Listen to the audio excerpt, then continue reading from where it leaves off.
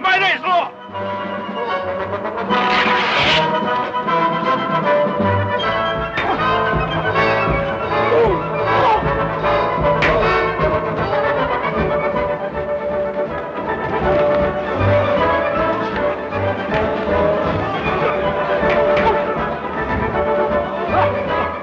Ponderosa, Pa, this isn't any of our affair. Oh, son, we can't ignore the rest of the world. We're the only stabilizing influence in the country.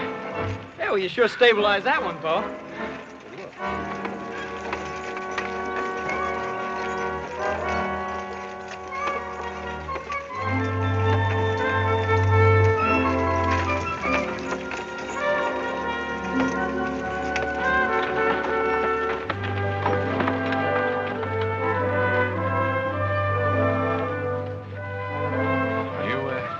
All right, miss?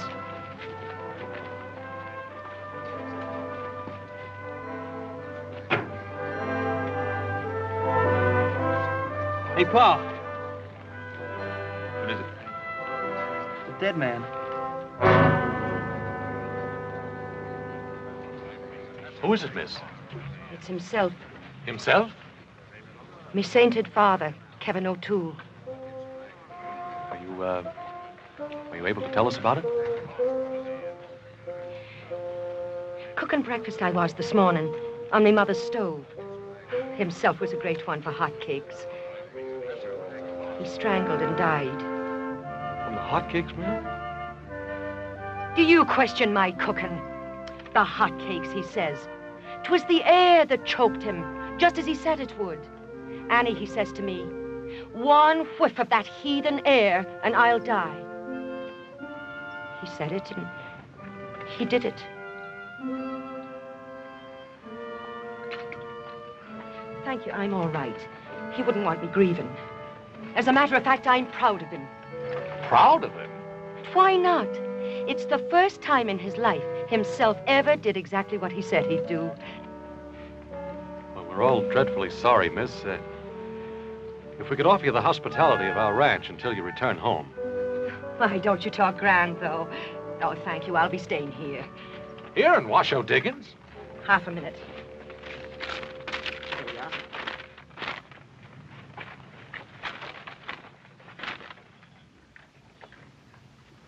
You know a man named Swede Lundberg?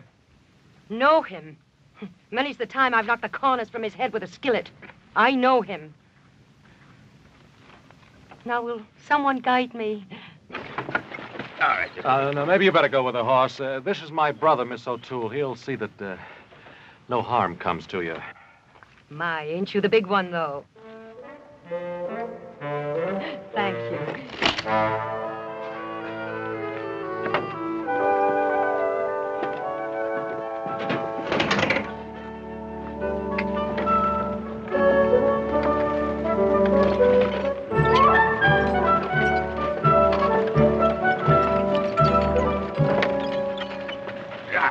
Be no more of that. Oh, won't there? That woodpecker of a Simpson jumped my claim. Now, stop it now.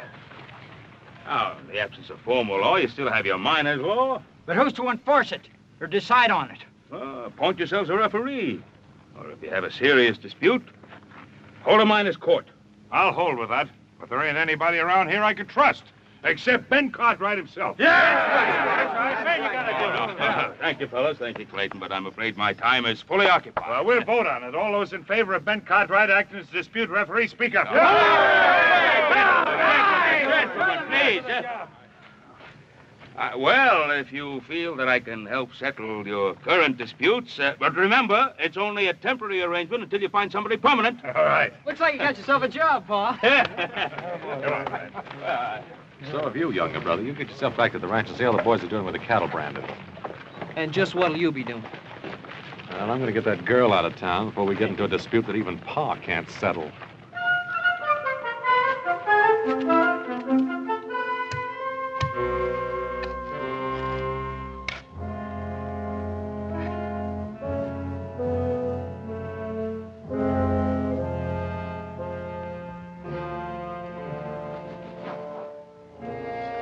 Best I can do, ma'am. Thank you. Oh, it's a fine view. Himself will like it once he gets used to it. Yes, sir.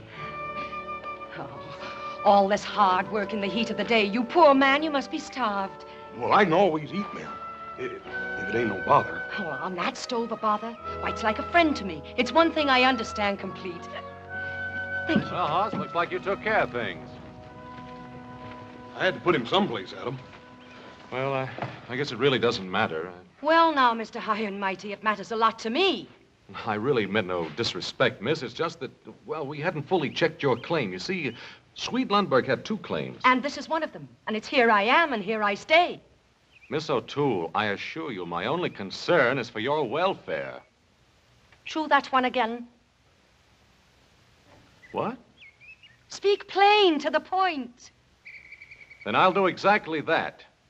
You're the only woman in this camp. These are rough men. Oh, and it's milksops I'm used to on the Barbary Coast, is it? All I'm saying is it's no place for a nice, charming lady. Why, now, thank you very much for the compliment, but don't you worry about me. I can cut the whiskers from a cat with a skillet without even disturbing its slumber. Now, you were saying... I was saying that I want you to get out of here and go back to San Francisco. And leave himself alone in a heathen place? Why, there hasn't been a day of my life I haven't taken care of him. It's here I stay. Ma'am, my brother Adam always knows what's best. Oh, I suppose I have no choice. There's bare enough food in the wagon to last the day. And there you stand, you poor man, starving in your tracks while I babble on. Here we go now. Thank you very much. Miss O'Toole, if it's money you need... And who don't? Well, I'd be glad to give you enough money to get you back to San Francisco. Mr. Adam, I'll have you know, I don't take money from no strangers. The shame of you talking like that in front of himself. I only meant... I've got an idea what you meant, and you'd best be learning some manners from your big brother here. Now you take yourself out the way you came in. I promised your brother Mulligan, and Mulligan he shall have. Oh, himself loved me Mulligan almost as well as he loved his bottle.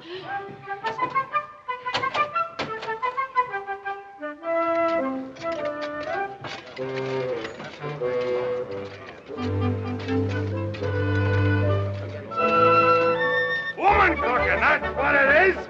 Woman cooking, come on.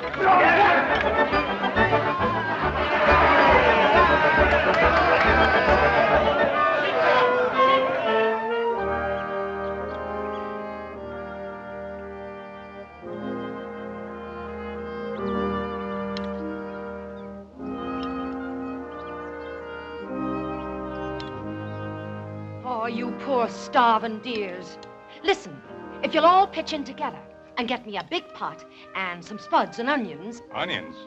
Miss, if there was an onion in this camp, it could be traded for the richest claim on the Washoe. Salt pork is all you'll find around here.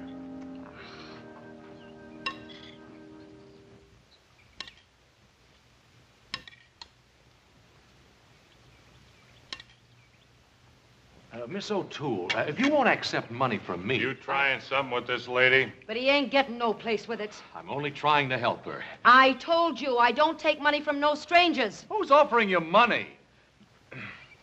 Now, I was watching these men and their interest in your culinary arts. Watch your tongue. Would you feed them for, say, $1 a meal? At $1.50, I would. Ah, but where am I going to get enough food for all these hungry mouths? Well, now, that's what I'm telling you. Now, I have plenty of supplies on the Ponderosa. Now, I could give you enough to cook one big meal for the whole camp. And on the proceeds, you could return to San Francisco. What sort of supplies? Oh, ham, fresh eggs, beef. Oh, how can I turn them down, the poor starving dears? Then it's a deal. On one condition. What? That you come in as my partner. Oh, now, that won't be necessary. Then the deal's off. Oh, all right.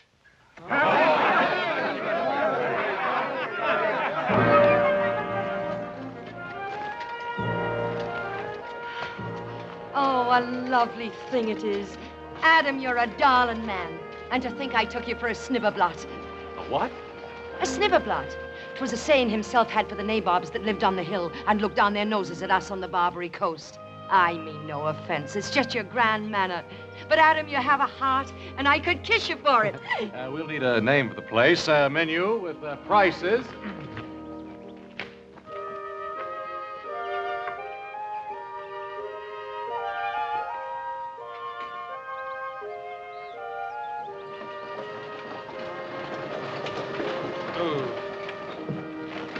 First, you want me to round up the cows. Then I get word you want me to empty the storehouse and bring everything here. Now, will you make up your mind? Well, you just get on back to the cows. This is all you'll be hauling.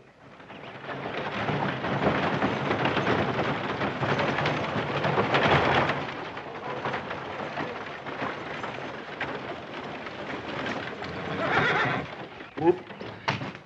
Just what's this all about? Miss Annie said that 2 wagon loads would be better than 1. And who told you to take orders from Annie? Ain't she your partner? For this one load, for one batch of meals, and then back she goes to San Francisco. Now, Adam, the men are pretty excited about the eating place they got here, and they ain't gonna like it much if you close it up before it even gets open. Well, I don't care whether they like it or not. There's one easy way to solve all this. Just let older brother do all the cooking himself. There's one thing I want straight around here. We're going to raise enough money to get you back to San Francisco, and that's it. No more. Is that clear? Yes, Adam. Then where in thunderation do you get off and telling Horse to bring a second load of goods? And where do you get off telling me how much supplies it takes to feed 100 men? 100 men? They're coming down from the hills, a dozen at a time. Well, this is all. Understand? Absolutely all.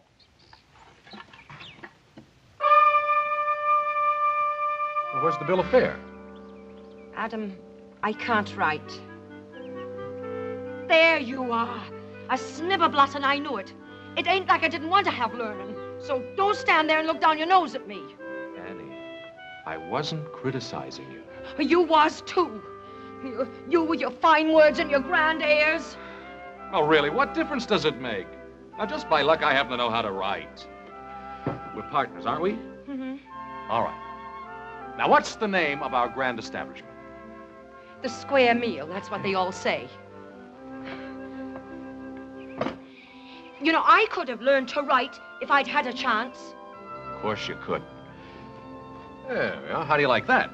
My, ain't it grand and scrawly. Adam, could you learn me to write it out like that? Sure I could. Now for the bill of fare. Let's see, ham and eggs and potatoes, $1. $1.50. I ought to learn numbers first. Adam, could you learn me numbers? Sure I could. $1.50? Make it $2. $1.50 for mulligan by the plate. Being in business, it's good for me to know numbers. Adam, could you really learn me to write numbers? Could I teach you? I don't know, could you? Oh, $2 for the stew. The supplies are all unloaded, Mr. Delmonico. Oh, himself will be so proud of me, being in business with such fine gentlemen. Adam, we're running out of wood. Will you cut some? Oh, I guess Annie doesn't know how scarce wood is around here. I brought some from the Ponderosa right here in the wagon. Start cutting it. Adam.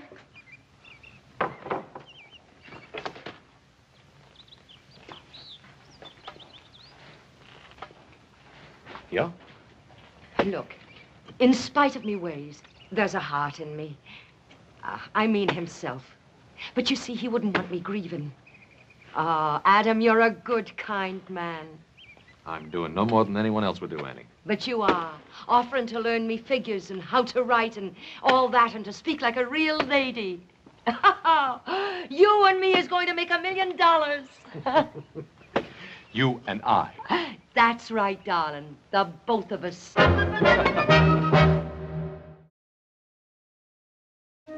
The Square Meal restaurant was a howling success. And by the end of the first week, Annie O'Toole had enough money to take her back to San Francisco in style.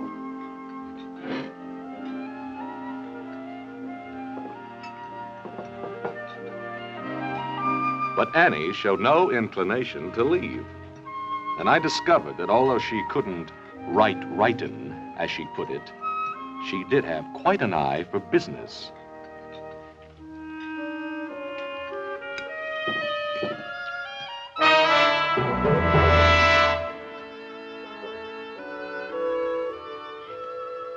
we are now. No, Annie. I don't want any of the money, because if you take the money, I gotta get you back to San Francisco. Now listen to me, Adam. You're gonna...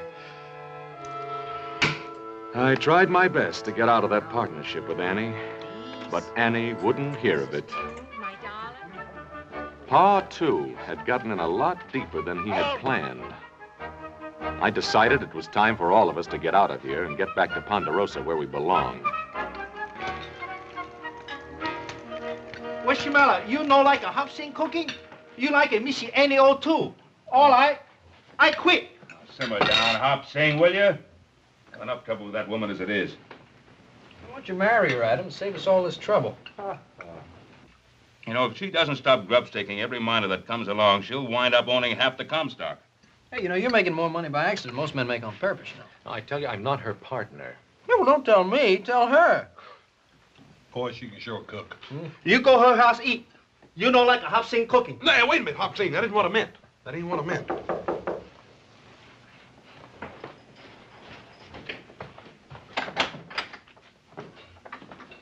Mr. Cartwright, I can talk to you. Sweet, when'd you get back? Come on in. Well, I've been back a couple of days. Sit down. Oh, thank you.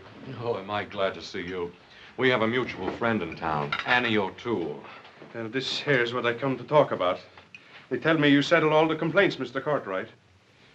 Oh, just trying to establish some degree of order. Oh, what's wrong, Sweet? Well, you see, when I left here, I staked out 2 claims. The one I give to Annie and the other I sell in San Francisco. What's the difficulty? Well, I don't know which one I give to Annie or which one I sell.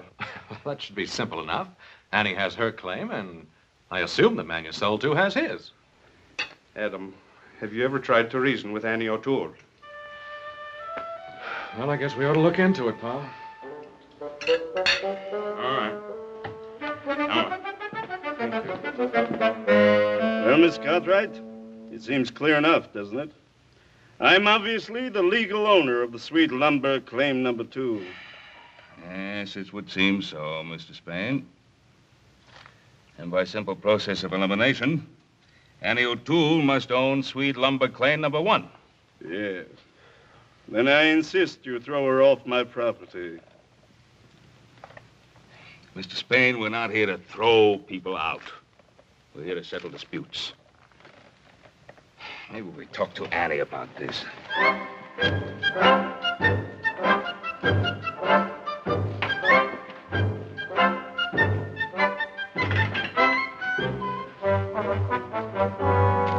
Oh, so it's you again, is it? Now, Annie, we just want to get this thing straightened out. Mr. Spain here is... Oh, Mr. Spain, is it? Ain't we grand since we moved to Nob Hill?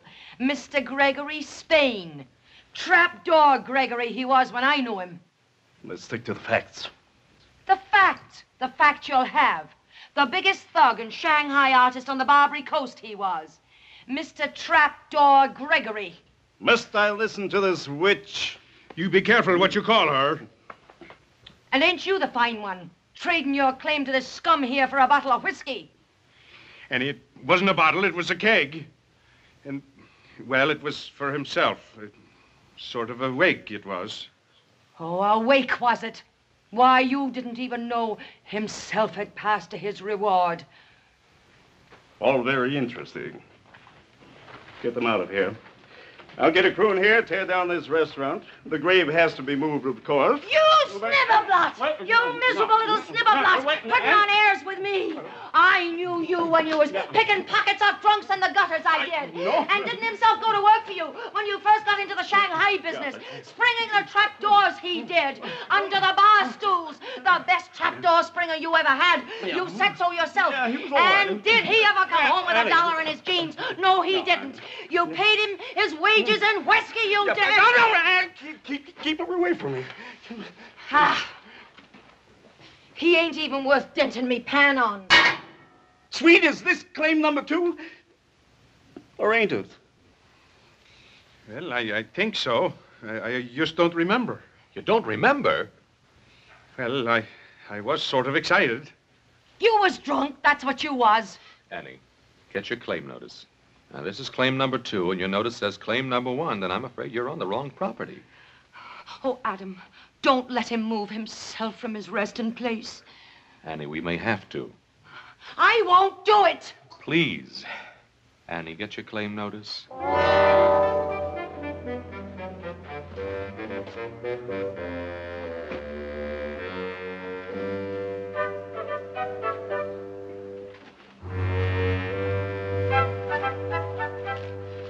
Claim number 2, you say.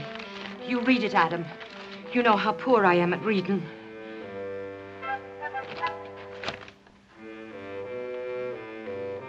Spain, let me see your claim, please.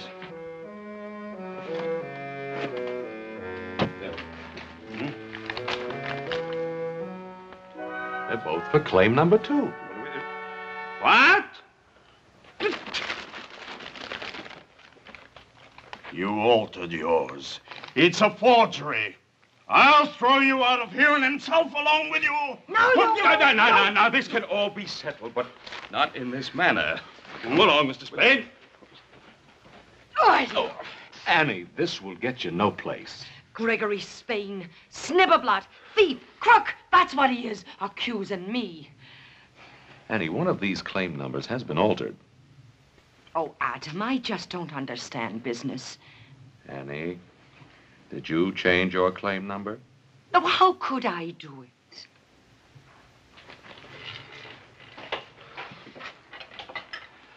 Now, the claims are done with Roman numerals.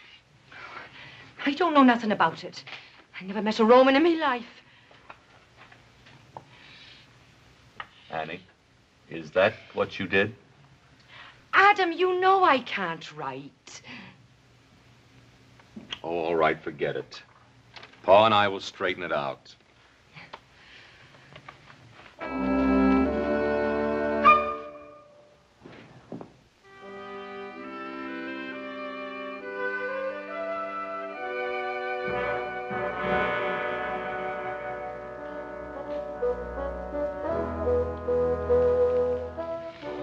Don't you worry about it, darling. For 10 years, I've been waiting to get trapdoor Gregory in me clutches. The way he done you out of your wages. And you the best trapdoor springer he ever had. Don't you worry about it. They won't be disturbing your rest. Not unless that trapdoor Gregory pays for it, they won't.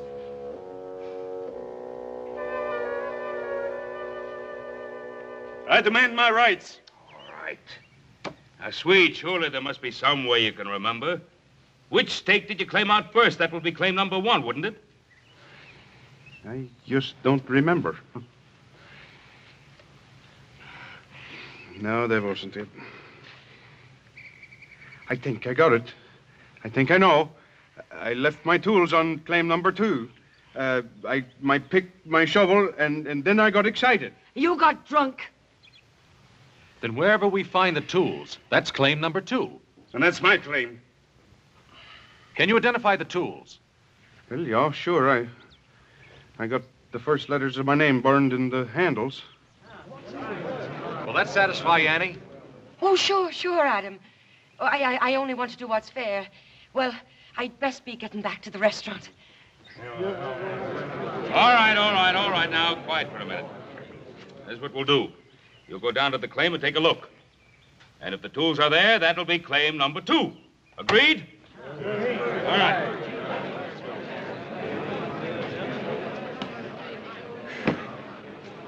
I sure hope those tools aren't on Annie's claim. Spain's a crook if I ever saw one. There's some tools over there, all right. I used a pick and a shovel when I dug that grave. I was afraid of that. All right, let's get at it. No, listen, darlings, listen. You can't go looking for tools on empty stomachs. Give me 1 minute, and I'll get the mulligan pot going. No, we didn't come here to eat. We came here to see justice. Sit down. You'll get what's coming to you. I wish he would. All right, Annie, bring on the food. We're all for you. I ain't hungry.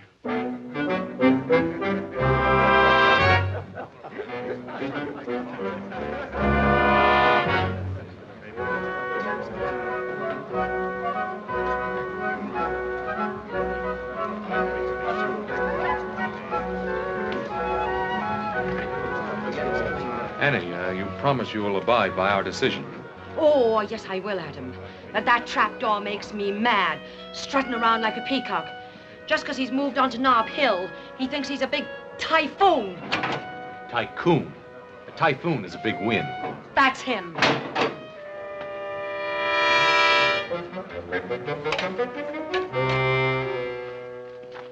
Just don't understand it. I know there was a pick and shovel back there. She stole them, I tell you. That's what she did. She's trying to do me out of what's mine. Oh, quit whining, will you? We looked, didn't we? What's the matter, Mr. Spain? You got that other claim. Why don't you go on over there and take it? I ain't through with you yet, Annie O'Toole.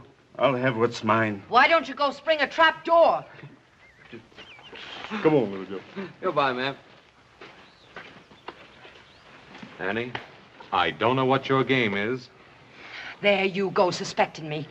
And me figuring the only man I could count on were you. Was you. Well, you wasn't.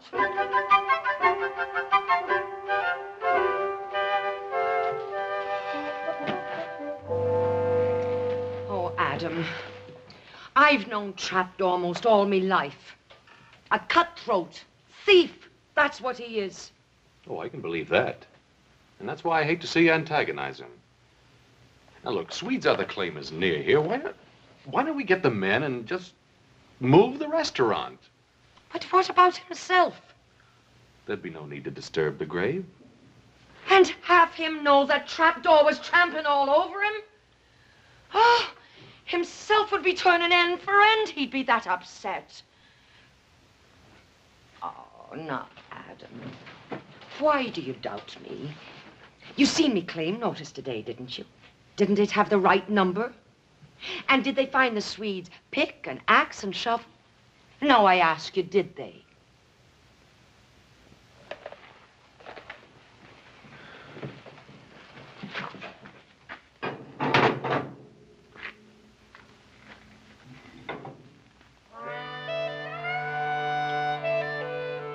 There's such a shortage of wood around here. Sure there is.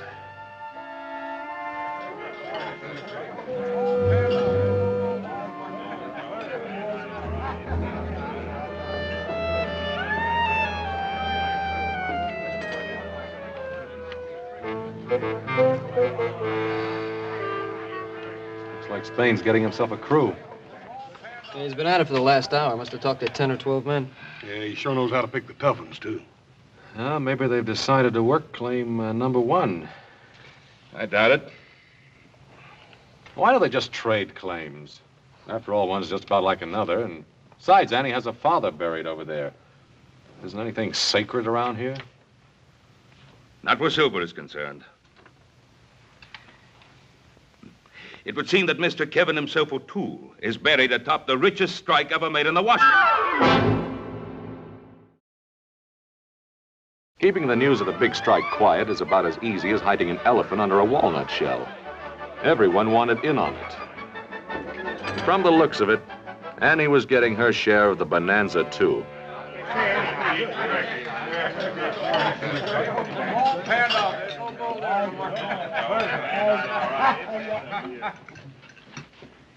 Go ahead with your eating, gentlemen. You won't disturb us one bit. Now, look, Spain, if you think you can run Annie off her claim... Her claim, Mr. Cartwright. Sweet. Will you show me just where you dug your shaft when you made your required improvements? Improvements? Improvements? I guess I didn't make none. I just knocked a hunk of assay rock off the ledge. That's right, Sweet. You didn't make any improvements.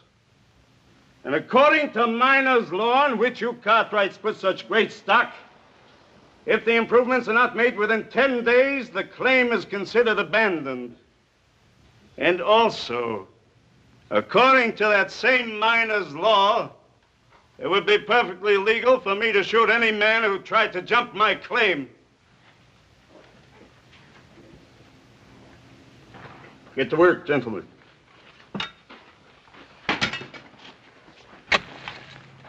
Adam, can't you stop them? They're busting up the place.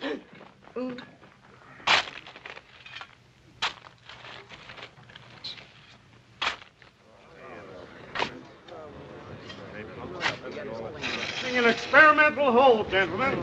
It's only a very small charge of powder, but perhaps you should stand back.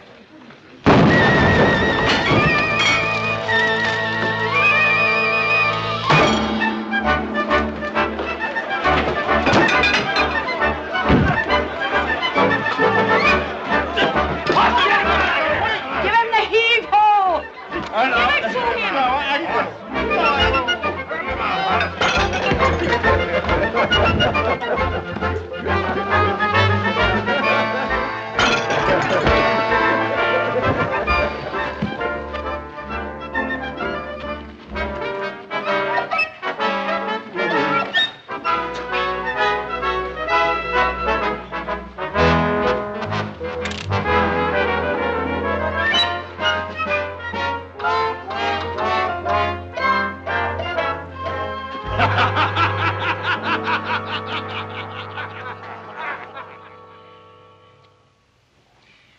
It's only fool's luck that someone wasn't killed.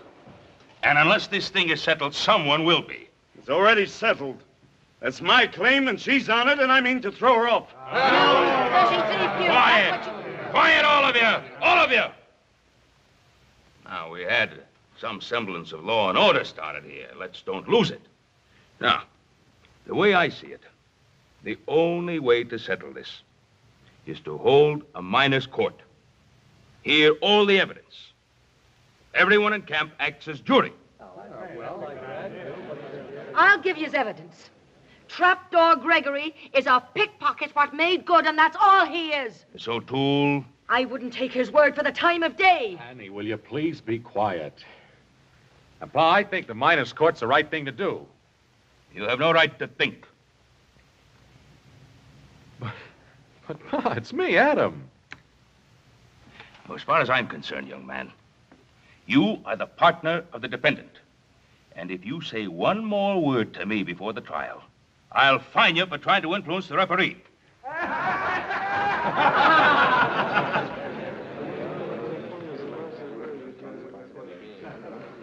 Adam, we have enough money.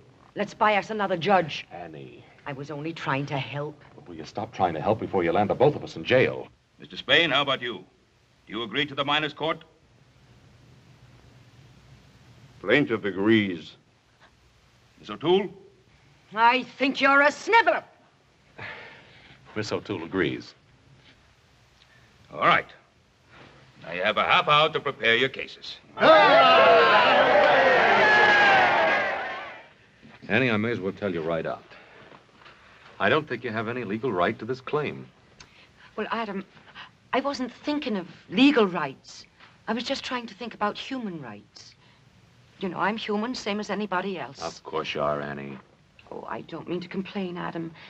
But all these years I've worked hard, dreaming of one thing. That someday I'd get to live like a lady.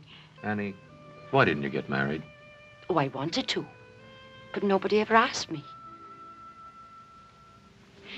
Adam, you won't walk out on me now, will you? Don't you worry. I'm not going to walk out on you. Because I wouldn't know what to say at the trial. Your pa, as good a man as he is, terrifies me with his ways. I'll speak for you. You will. You darling, you. Well, I got word you wanted to see me. Is there any charge for this here show? Well, sweet, I just wanted to talk to you. Yeah, sure. As soon as you get through lollygagging and kissing around, yeah? Oh, now, sweet, listen. Just a minute, Swede Lundberg. Don't you get snibberblot with me. Me, Snibberblot? Well, how about you? You and your talk about marriage all the time. In the fine house, and you're going to make a fine gentleman out of me. Sweet, listen. And a sorry task it would be. Well, don't you bother. You found a fine gentleman, a real fine one. Indeed, I did find a fine one. Well, then why don't you marry him? That's what you wanted. Sweet. Go ahead, see if I care. Sweet, But listen. Sweet. Now, sweet, listen. I ought to punch you right in the nose.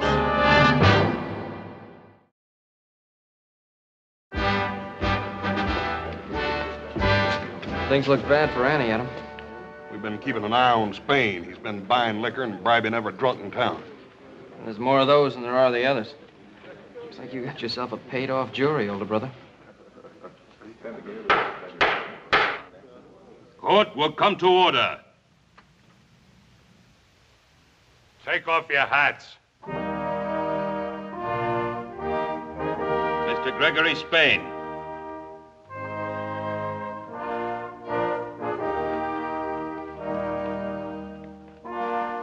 Your hat.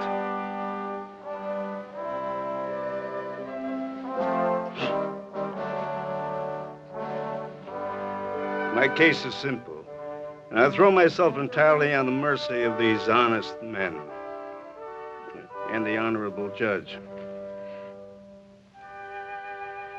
I make no claims. I ask only that the law of abandonment be upheld. The assessment work ain't been done on the claim in question. He's right. That's all I got to say.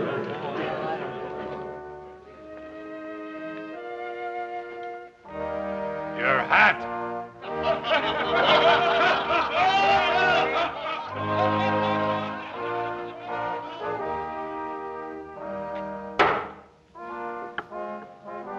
Miss Annie O'Toole.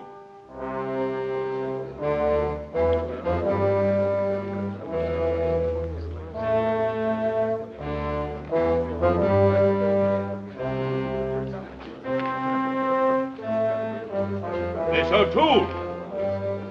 Adam, I need you. Miss O'Toole. Please.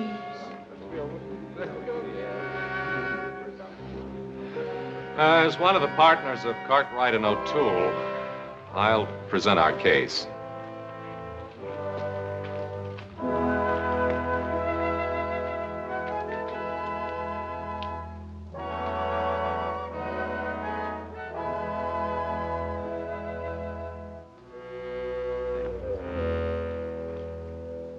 Now, the whole point here seems to be that no assessment work was done. Well, I submit it was. May I call a witness, Your Honor? Thank you. Horst Cartwright.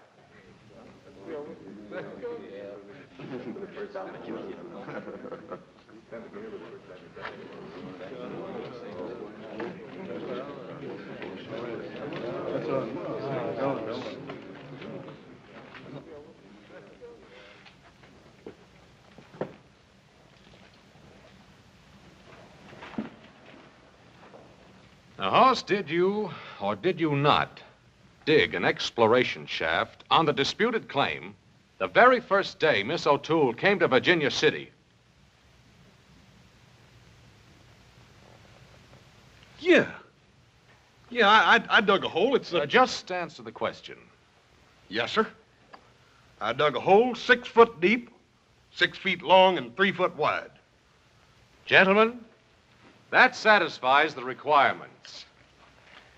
And there's not a thing in miner's law that says you can't bury a body in an exploration shaft and then fill it back up again. Gentlemen, I ask that you rule in favor of Miss Annie O'Toole. The assessment work was done. Court's adjourned. You're a thief and a crook. It takes one to recognize one. I can't fight the whole camp. I know I'm buying my own claim, but I'll give you $5,000 in cash. Trapdoor. You think I disturb himself from his resting place for money? I wouldn't dream of it. At least not for that amount. You will excuse us.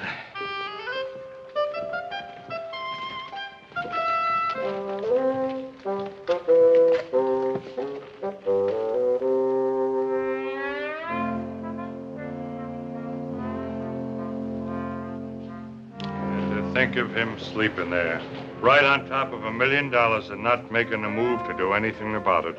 And him who never before had a dime in his jeans. Annie, if you'll only sell it to me. I'll not disturb himself. $7,500. $10,000 in cash. Trapdoor, you should never have done himself out of his rightful wages. I've a hunch he'll never listen to you until the price is twice the amount. Why don't you go out and get a gun and rob stagecoaches? I seem to be doing all right without it. So I said this fella, you're gonna die.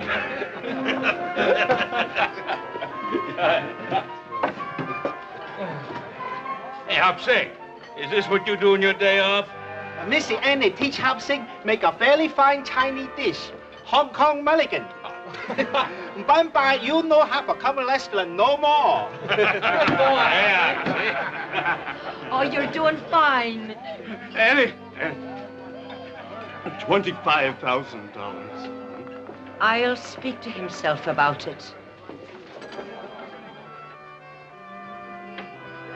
I had finally convinced her I no longer wanted to be a partner in the restaurant. But I kept getting indications that I was still involved. Hey! Why didn't you tell us, Adam? You and Annie, ain't it wonderful? What are you talking Hey, can you imagine, Pa, Adam and Annie getting married? Adam and Annie? Yeah. Where's that Swede?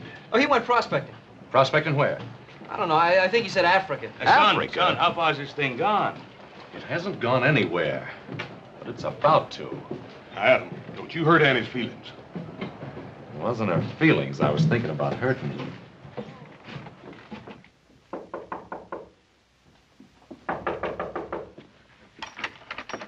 Annie, what's this about a wedding? How can there be a wedding when I don't even know where the Swede went? Oh, the Swede. Adam, he's still mad at me for what I done. Said he never wanted to see me again. And me loving him all these years, selling his claim for him. And getting all this money for him, too. Just you wait and see. There. Annie, where did you get all this? Trapdoor Gregory. I sold out to him. For this and the best funeral for himself that money can buy. Well, there must be $20,000 here. Well, 25. This is the first down payment. You see, I get 5% of the gross take of the mine for the rest of me natural life. Oh, I tried hard to learn business from you, Adam. I hope I done good. 5% of the gross. Annie, you've done real good. I done it for Swede. You did it. That I did. But it's no more than fair. It's what he should have had in the first place. Oh, Adam. I was going to move himself onto the other claim. The Swede and me was going to get married. I was going to build a fine mansion and live like a real lady. And now the Swede has gone off and left me. Oh, don't you worry, Annie. I'll take care of everything for old time's sake. Do you really think you could? Mm-hmm. Oh, you're a darling man.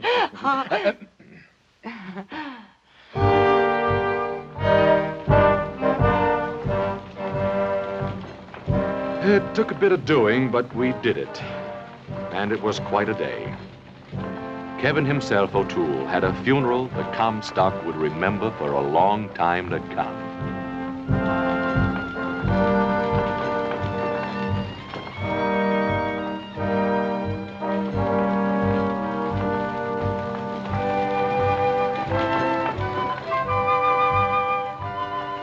And to make it stick in everyone's mind, it was the day Virginia City got its first fire engine. But what really made it such a grand day was the fact that Trapdoor Gregory Spain paid for every bit of it.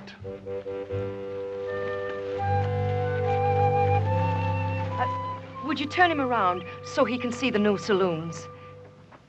Then he'll know he's not in a heathen land.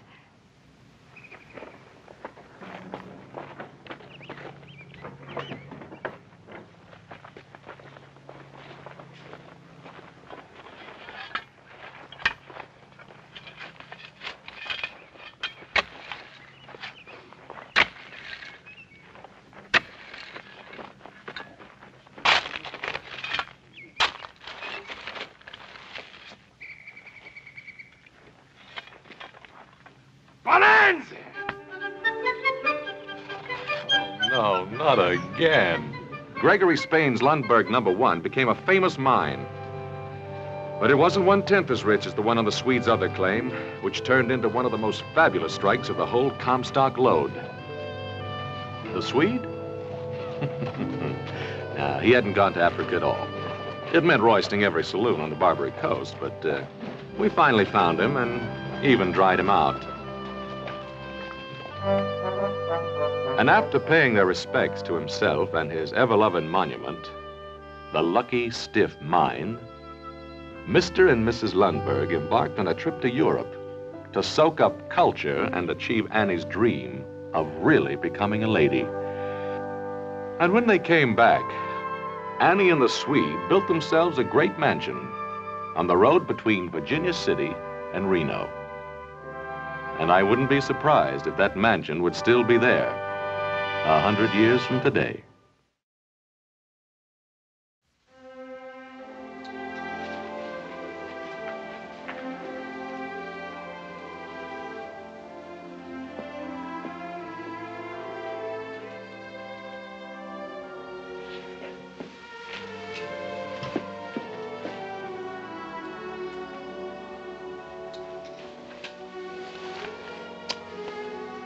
What's this for?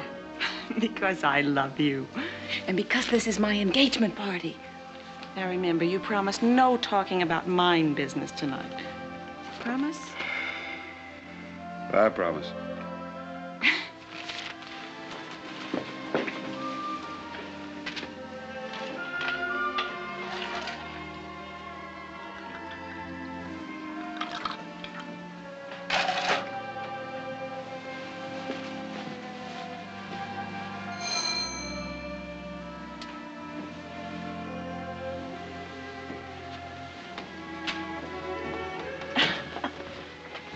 Well, here he is. How did you ever pry him away? It wasn't too hard to do. Well, I told him if he didn't come to this party, I'd refuse to be best man and marry you myself. I didn't want to take that chance. Forget about being superintendent for one night, Gil. The mine will run all right without you. I sent the night shift back to work on the 3rd level. You what? I told you we couldn't work the 3rd level without new timbering. Dad, you promised no mine talk.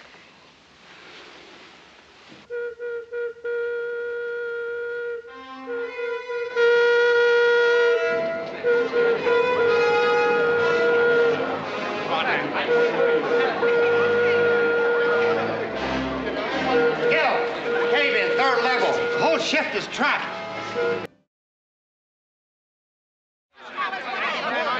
All right, everybody, stand back. Give us room. My boy. Where's my boy? It's all right, Mary. I'll find him. Mr. Holloway, you promised us new safety timbering. I'm doing all I can. Come on, dear. You ought to go home. It's all right.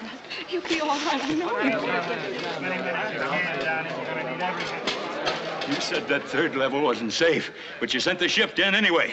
You said yourself it wasn't safe. Get out of the way, Tregellis. You used to be one of us. Now you're marrying Holloway's daughter. Gil's doing everything he can, Tregellis. When? Like always? When it's too late? My kid brother's down there. Now you get out of my way, Cartwright. All right, stand back. Keep on back. It's coming up now. Give us room. There's 2 of them. Move on back. It's Pat! Pat! All right, bring him on out.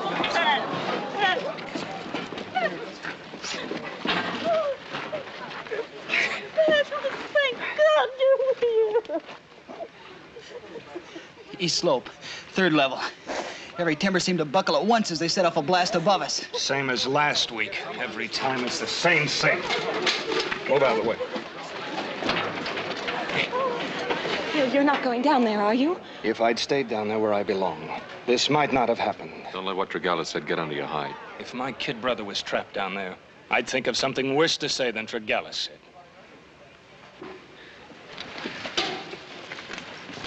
Adam, you don't have to come down with me. It's my timber you're using, isn't it?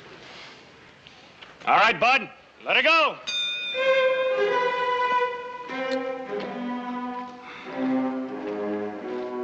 How do they stand it time after time?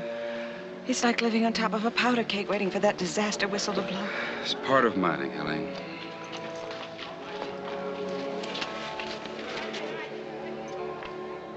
Enter it on the report. Make sure each of the widows gets a usual box of groceries. Yes, sir. Box of groceries in exchange for a dead husband. It's company policy. That's a terrible thing. I'm sorry this had to happen tonight. Spoil your party, Helene.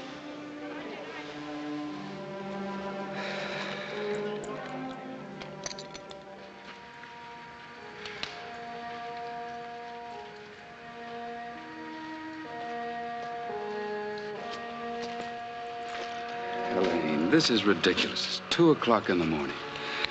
Let's go home and get some sleep. Daddy, those women won't sleep tonight. They each have a man down there, and so do I.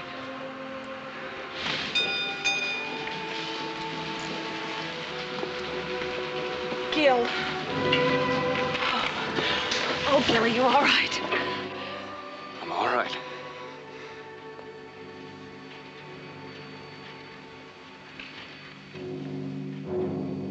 Do you want to tell them?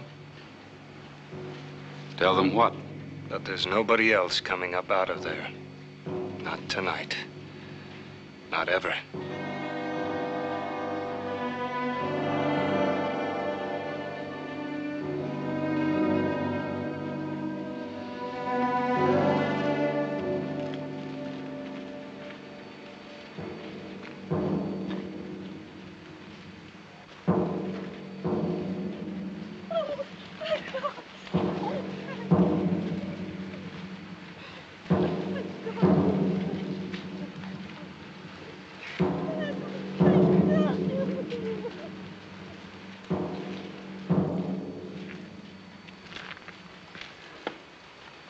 How soon can you give me a report? It'll be on your desk. Cold black figures against a white piece of paper. 5 dead, 2 dying, 5 missing, 14 injured, but no slow up in production, Mr. Holloway. Does that make you happy? Stop it, Gil. I'm sick of it. Gil, you shouldn't have gone down there. No, that's right. I should have stayed at the party. I'm a superintendent now, and the men I used to work with aren't human beings anymore. Aren't you being a little bit melodramatic? Am I? You should have been down there with us. That was melodramatic, too. I've had my share of mine disasters. But you don't have to face those men every day, or those women. I do. It's not my job to manage the men. Your job? Oh, haven't you got the guts to stand up to them and order them into a mine that isn't safe enough for a rat? The Ophir is safe as any mine on the Comstock. That's saying a lot, isn't it? Gil, please.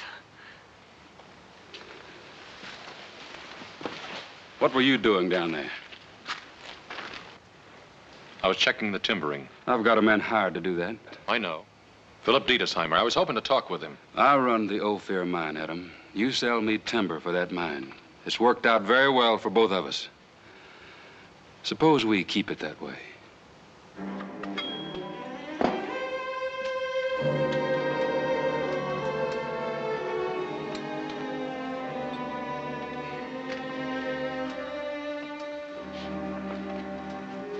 Would you like a brandy?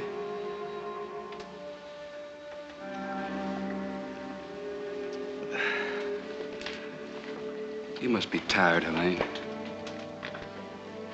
Come over here. Sit down. Close to me a minute. I want to talk to you about Gil. I'm as fond of Gil as you are. If I didn't think he'd make you a good husband, I'd have fired him instead of promoting him. Gil's a superintendent now. He doesn't have to go underground anymore.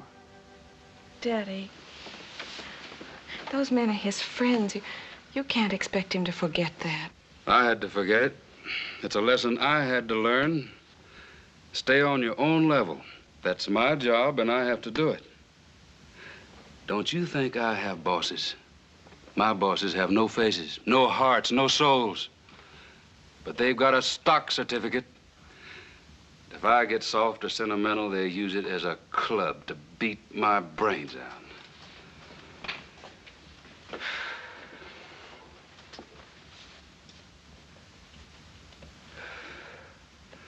I've fought a long time to get what I've got, and I'll fight to keep it. I believe Gil was thinking about preventing another accident, not about your stockholders. Honey, believe me, it gets pretty lonely up here on this level. The higher a man stands, the farther he can see. I have to do what I think's best for the most people. Try to understand that. I am trying to understand it, Dad.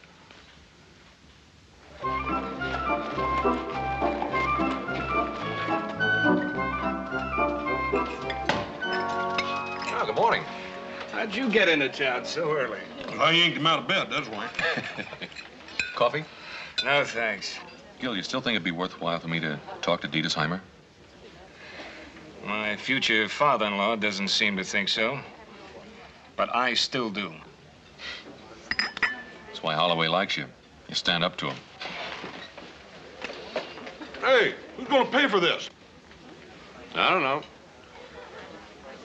I'm too sleepy to try and figure it out. I can't figure out who's gonna pay for it on an empty stomach. That'll bring me another steak. Mr. Fenton. Please, I talk to you. What is it, Tregallis? Well, last night, my kid brother was down in the mine. I should have known he'd be all right. Well, I said things I shouldn't have. It's all right, Tregallis, I understand. Well, I wouldn't want to lose my job or anything like that, you know. You won't, not over this. Thanks. Gil?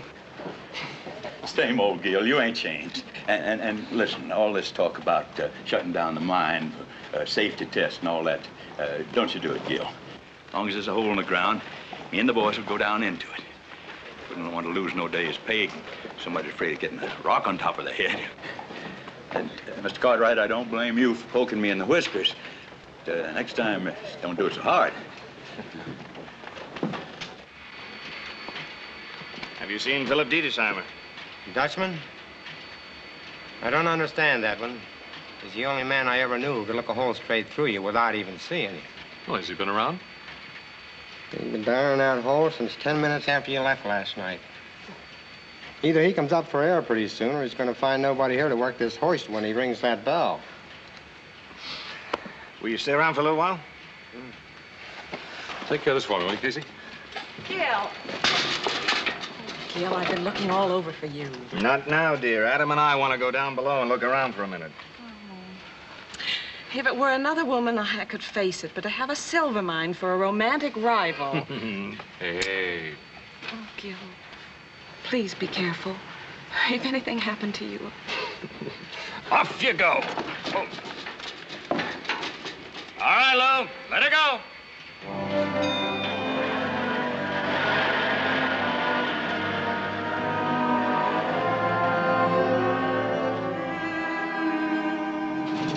Good sound timbering, Gil. But it just isn't holding.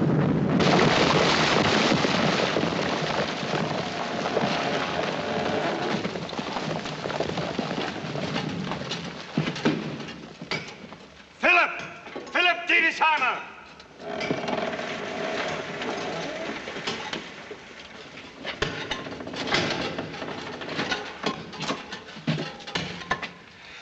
It is not usually so. But here in these mines, there's such great variance of temperatures. There's a constant shrinking and expanding of the earth itself. When I took my pick and loosened this hanging wall behind the upright, so... Caved this in deliberately? You might have been killed, man. So, the important thing is 5 men were killed last night. You see, Gil, there's an unusual side pressure against these uprights. And without tower braces to prevent side motion. Oh, Philip, this is Adam Cartwright. Adam, Philip Dietesheimer. Mr. Cartwright? Hadn't you better take some time off, get some rest, have something to eat? The widows of those men, they have no appetite this morning, Gil. Neither have I. You mentioned tower bracing, Mr. Cartwright. You perhaps worked in construction, no? Well, I supply the timber for the mines. My father and I, my brothers, we have a ranch. And what a ranch, Philip. The Ponderosa, 1,000 square miles of it. And wait till you see the house. Adam designed and built it to last 100 years. Oh? You must see it. Yeah. There's so many things in your beautiful country that I must see. But how can I look at beauty when men are dying? Given time is one of the factors. There is no problem in engineering that cannot be solved. Mr. Dietesheimer, Gil's told me a great deal about you, and, well, I don't mean to be presumptuous, but if you'd care to have me go over your stress calculations with you, what I mean is that if you'd like to use me as a sounding board, I've kept up with my mathematics. It would mean a great deal to me to have someone to talk with, someone who understood the engineering problem. Well, I'd be honored, Mr. Diedesheimer. Well, then you call me Philip, huh? So we do not waste time.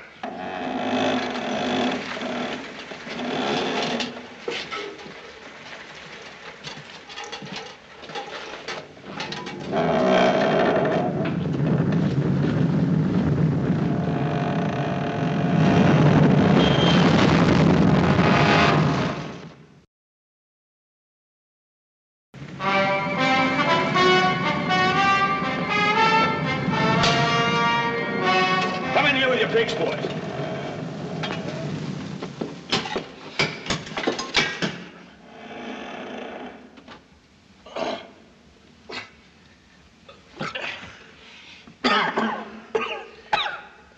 Are you all right? Yeah, Where's Gil? he was right behind us. Can you see him? No. Gil? Gil, can you hear me?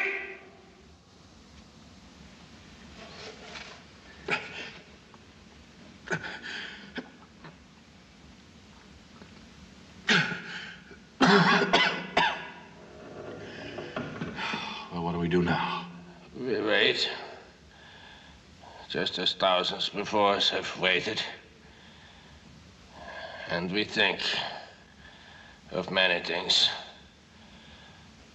That is the final refuge of a man when he's completely alone. He can think. Get out of the way. Get out of the way. My brother's down there. Boss. I just heard about it, Miss Elaine. Don't worry, now. Gil's gonna be all right, ma'am. Please don't do that, ma'am. Everything's gonna be all right. Sorry, Mr. Cartwright. I have orders to let no outsiders go down. Well, your orders just changed. Let her go, Bo. Wait a minute, boys. Wait a minute.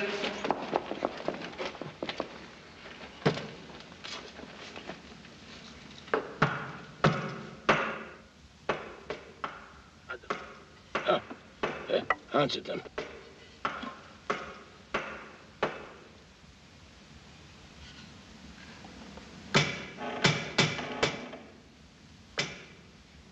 Get in there, boys, with your shovels. Get the loose stuff out. What are you thinking about now? I was thinking, perhaps after today, we will not let the mine fall on our heads again. Hope not. Well, there is a simple way. All we have to do is never again go into a mine. So many people make that decision in life. So very many.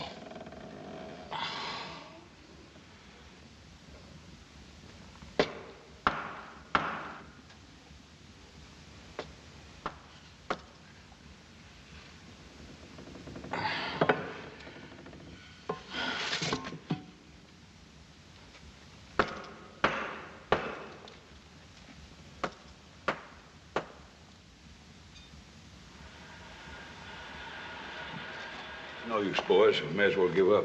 They don't answer the signal anymore. Get back to that wall of rock, but we're too late. They don't answer anymore.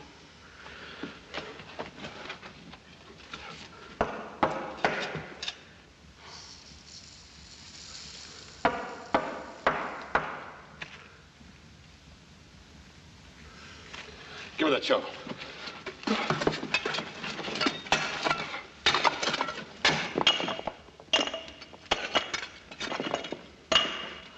Okay, bud, okay. That's good.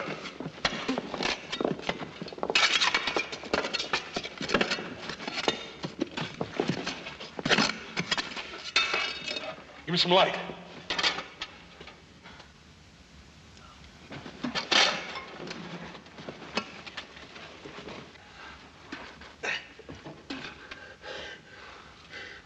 It's about time you got here.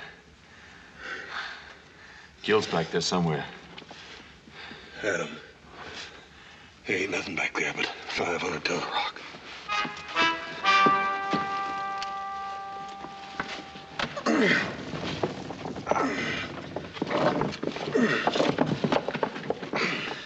right, let it down.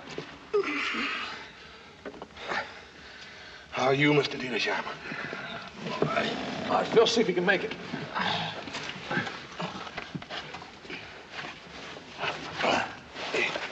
Got him, horse? Yeah, I got him. Easy, easy. He might have a broken bone. Here's one of them, boys. Let's get it.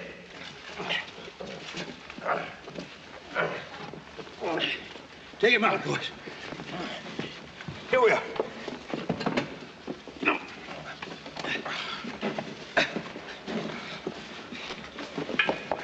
You all right? Yeah. Here they come. It's real.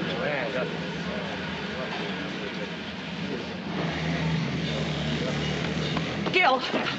Where's Gil? Miss Elaine, I want to talk to you. That Gil. He's always the first one down and the last one up. I suppose he's still down there looking around. That's what it is, Hoss, isn't it?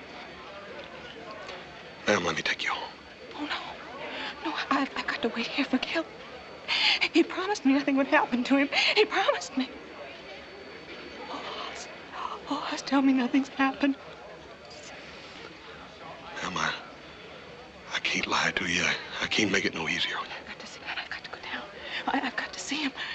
Don't you understand? I've got to see him. I've got to see him.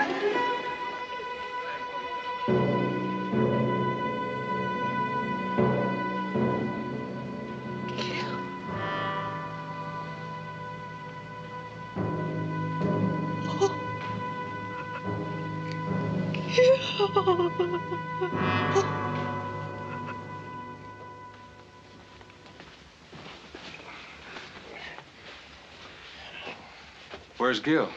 He's still down there. Well, go get him, Adam. I want to talk to him. What I'm trying to tell you is... What he means is... Gil is dead, Daddy. What? That's the word he was looking for, dead. But it's a dirty word and no one wants to say it. Not here in this house, not on this level. The stockholders might hear. Dead is a word for men who work down in the ground, not for people like us. We can't talk about a man who's buried under 50 tons of rock, but he's dead just the same. Oh, Daddy. I'll give her a sedative. You come along. You too.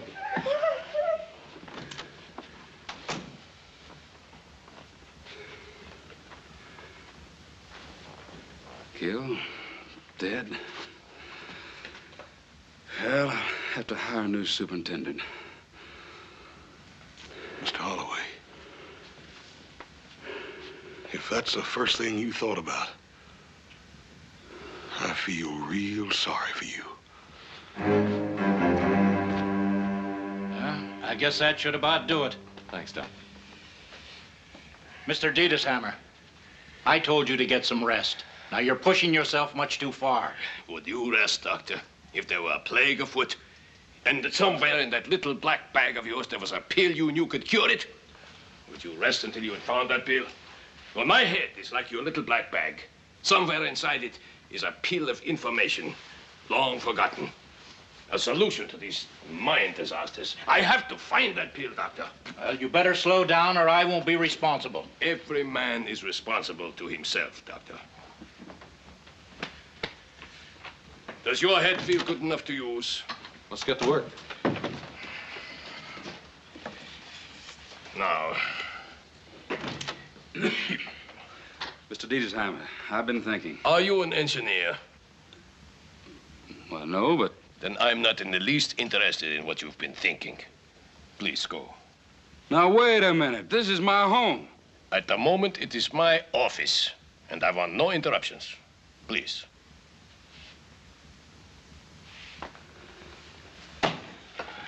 Now. So, we have...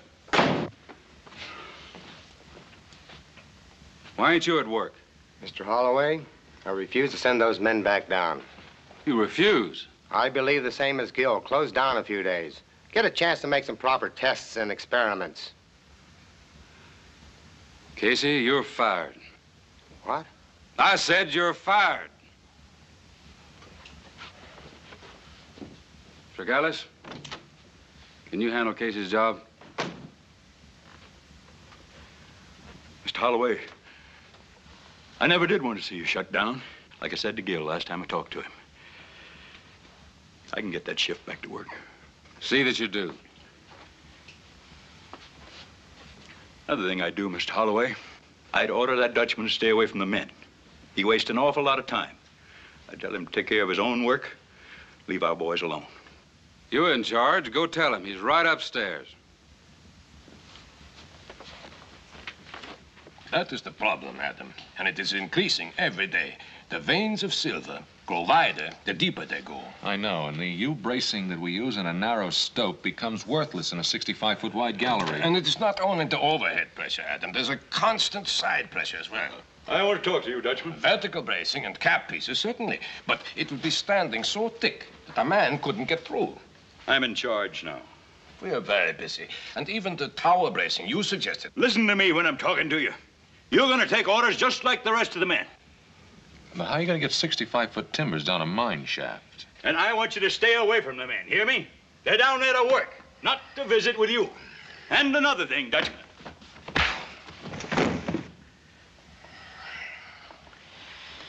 I believe in a little formality. Now, where were we?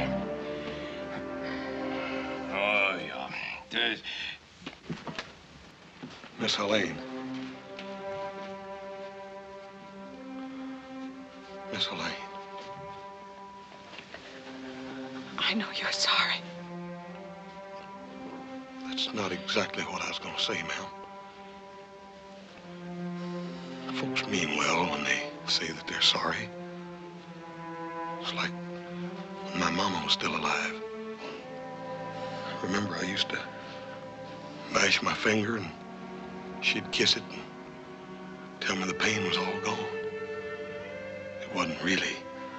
It's just that now when I try to remember the pain, all I can remember is my mama kissing it away. So I smile bravely and lift my head.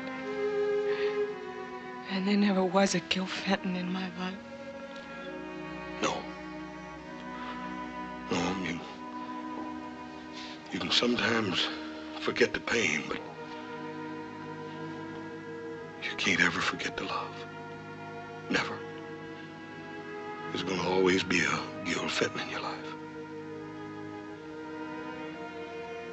I remember I was in love once with a girl. As much in love as a man can be, I reckon. I guess that sounds a little funny coming from me, don't it? Oh, no, it doesn't, Hoss. She died.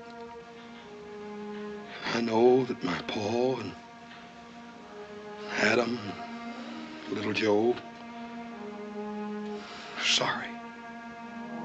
But that just wasn't enough. Not right then, it wasn't. What did you do?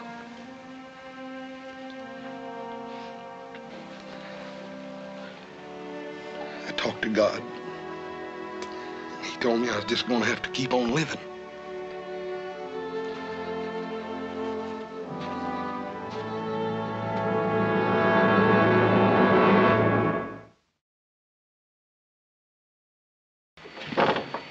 May I have permission to enter your mind, Mr. Tagalis? All right. Go ahead.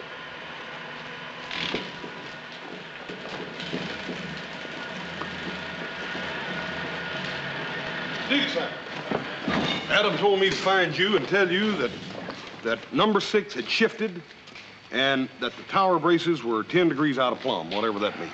It means, Horst, that we now know one more thing that will not work. It means also that we must still find that one thing that will work. Well, he told me I ought to talk you into getting some rest, too. Well, he may have said it. But he didn't mean for me to do it. But it would be good. So good. Stretch out for a while. Close my eyes against the sun. And feel the life of the earth beneath me. But I would feel only the death, Hoss. Only the death. You feel all right, Mr. Dietesheimer? All right? I do not know. That is a relative question, no? I only know that my head is so full of vertical braces and cross braces and cap pieces and skulls and timbers that my brain is like a bee swarm of unrelated facts, buzzing and churning and working within a hive. A honeycomb. A honeycomb! Sir? I have it, Oz, I have it! You got what? Go get me some 1-inch boards, soft pine that I can cut with a jackknife. Go bring them to my room. I go get Adam. Why did I not see this, Adam? Each surface bearing on the other. The ratio of strength of each side of a honeycomb to the combined weight of the honey. Gently now, gently. Come. Thank you, Oz.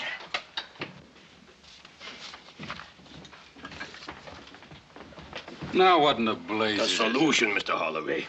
The solution to every cave-in and slippage problem in the Comstock mines.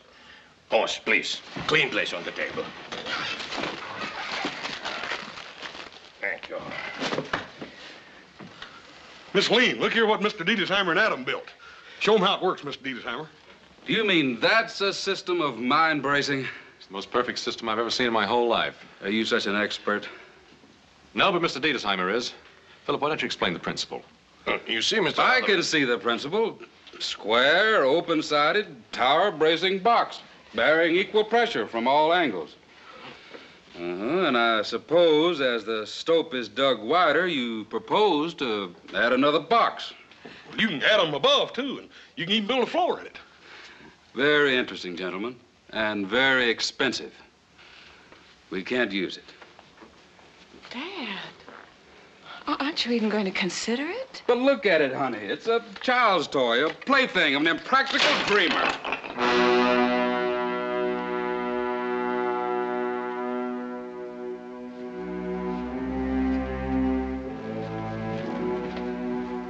You didn't even give them a chance. A chance to what?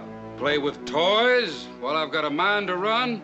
Do you think I'm gonna rip out the timbering I've got in that mine to try some crazy new idea? But the timbering system you have is no good. We've been operating successfully with it for a long time now. Can't you understand I've got stockholders to think about? Oh, yes, I understand. You and your faceless stockholders. Well, I have somebody to think about, too. Only he had a face and a body and arms to hold me with. And he's buried under 50 tons of rock, and you put him there! Elaine! Wait a minute. Where are you going? Where do the rest of the mine widows go? If you don't listen to me. I'm through listening to you, Father. And don't forget to send me my box of groceries.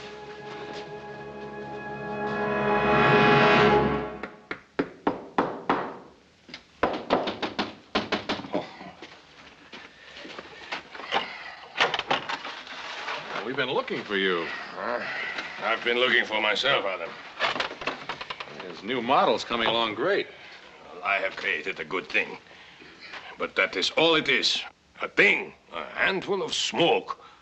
What good is it to write a book if nobody reads it? Or to compose a song if nobody ever sings it? Or to invent a new way of timbering a mine if it is not used? Don't you worry. It'll be used all right. But when? When? When another 100 men have died needlessly? Well, it's such a radical departure from anything we've done before. Just take time to sell it to anyone. Only the dead have time to wait, Adam. And we are concerned with the living. Well, the Ophir isn't the only mine on the Comstock. There's the Yellow Jacket, Gould and Curry, and the Mexican. We know the owners. We've sold timber to all of them. All we have to do is sell one of them the idea. But I am not a fishmonger, Adam. Hawking a product on the streets. Well, then you let me worry about that end of it. You just finish this new model. Looks pretty elaborate. Well, it's quite simple, really. Series of cribs, each surface bearing on the other. Now, that takes care of your side motion, which has been one of your big problems. Now, also, you see, with the wide veins that you're starting to hit, you can timber as you stope in merely by adding another crib. Now, the same holds true with working up above or down below, which is an impossibility with your present timbering. Now, here you could have an ore chute running diagonally right up here through the sets. Any idea of the cost? Well, it really hadn't gone into it. I think Mr. Dietesheimer was more concerned with safety rather than cost. Yeah, I'd heard that he was pretty much of a dreamer. Well, thanks for showing it to us, Adam. Hey, ain't you even gonna let him finish telling you about it? Oh, I've seen enough to recognize the fact that the cost would be prohibitive. I'm afraid you'll have to figure out some other way of selling timber, Adam. You mean to tell me you think that's all Adam and Mr. Dietesheimer have been doing day and night is figuring out another way to sell timber? Oh, stay out of it, Hoss. I won't stay out of it. I don't like what this woodpecker's saying to you. Oh, really now? We don't have to pretend with each other. We're in the mining business to make money, and you should be able to understand that. No Cartwright ever made a move unless there was $1 in it for him someplace. Mister, you're the biggest flannel-mouthed liar in the Comstock. Do you know who I am? I sure do, and you do too, because I just got through telling you. My brother isn't the world's finest diplomat, but he's managed to express my own feelings pretty accurately. Well, it might work. Sure, but the system we're using now can be put in for 1/10 the cost. Why did Holloway ever hire that Dutchman in the first place? Oh, now don't sell Holloway short. He hires this safety engineer, and the Crusaders leave him alone. I know, but now he's come up with this fantastic idea. You don't find Holloway using it, do you? Well, is there anybody else we can talk to, Adam? That's about all of them. Besides, I'm tired of talking. You ain't gonna give up, are you? I said I'm tired of talking. What are we gonna do? Well, what do the Cartwrights always do when it comes right down to it? We'll do it ourselves. You mean we're gonna make a big one of these things and stick it down old Holloway's mine without even telling him about it? Why tell him? He'll know it's there when he sees it tomorrow. Tomorrow? I said tomorrow. Adam, I heard you and Mr. Dietesheimer talking, and them timbers are big, and they gotta be milled and cut. How are you gonna do all that by tomorrow? Well, now, we own a sawmill, don't we? Now, we'll just give this job to our younger brother and tell him it's impossible to do. Yeah, that ought to do it. We'll get started first thing in the morning. That's what old Adam said. And we will, too. You wait and see. When my pa and Adam and my younger brother, little Joe, put their head to something, it gets done. You're very proud of your family, aren't you, Hoss? Yes, sir, I sure am. It's a fine thing to have a strong family. Yes, sir. Paul's always kept us mighty close together. You see, we just half-brothers. So? Yes, sir. My Paul's had a terrible lot of tragedy in his life. Tragedy? Yeah. But this has made of him a finer man. And it's helped draw you all closer together as a family, no? Yes, sir. I reckon it has. The girl, Helene, we must try to make her see this. Hoss. Right now, she sees only her own loss. But nothing is lost, ever. And nothing is ever destroyed. The miners who were killed because of improper timbering in these mines, they have found a new method of timbering, Hoss. I did not do it. They did. I am only the instrument that carried out the plan. No more than that. Mr. Dietesheimer, folks are gonna remember you for an awful long time. Miss Helene. Sit down, Miss Holloway. Please. What's the matter? Matter? I've been walking around looking into the faces of women who've lost their husbands in the mines. I've been searching their eyes, wondering if they know my father is a murderer. Ma'am, you shouldn't ought to talk like that. Not about your own Paul. No. Maybe he ain't done all he could do, but at least he's tried. He hired Mr. Dietesheimer. But he hasn't let him do anything, and he won't. Well, it don't really make no difference if he don't, because we're gonna do it anyhow. What do you mean? Paul and Adam and little Joe are up there in the hills right now at the sawmill, milling the timber we're gonna put down in that mine. So Mr. Dietesheimer here can make the tests he wants to make. Does my father know about this? Well, I reckon Adam sort of forgot to tell him. Do you really think that my father and the other mine owners would let you do this? Ma'am, we ain't gonna charge them for it. Besides, how are they gonna stop us? Stop you? Haas, don't you understand? They can hire 50 men with clubs to stop you if they want to. What they want to do a thing like that for? I'm afraid this does go much further than a test installation, Hoss.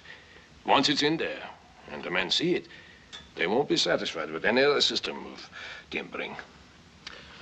Mr. Dietesheimer, do you want that timber down there in that mine? Yeah, very much, Hoss. Well, we're going to put it down there for you. And if any of them fellas try to stop us, well, I reckon that'll be my business.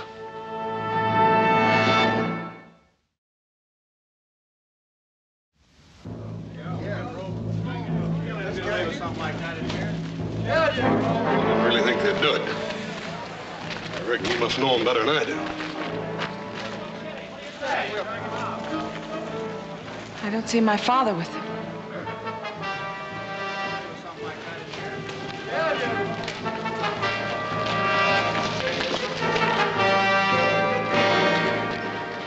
There's a rumor around that you plan to do some special timbering in Mr. Holloway's mine. Well, this is one time that a rumor's correct. You Cartwrights don't own this mine. You've got no business here. Now, you don't own this mine either, mister. Why don't you let Mr. Holloway tell me? We haven't been able to find Mr. Holloway, but his interests are ours, and we're here to see that they're protected. Take him out there.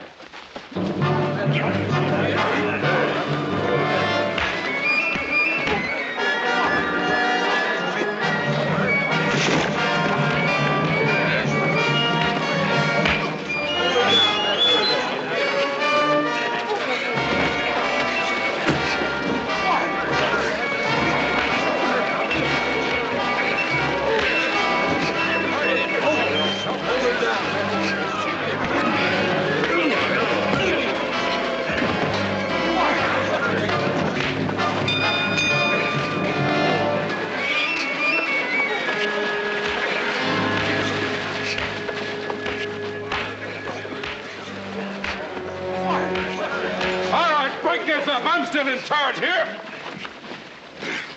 Andrew, we couldn't find you. We came here to protect your interests. I can take care of my own interest, and that's just what I've been doing. But they were planning to build some of those monkey cages down in your mine. I'm aware of what they're planning to do. I'm helping them to do it. Why, Andrew, have you lost your senses? No, I haven't lost my senses. I've just found them. How long since any of you have been down in one of your mines? Well, maybe you should, gentlemen. I just did, and I don't like what I saw. I don't know if Mr. Dietesheimer's system of timbering will work or not, but he's going to get a chance to try it.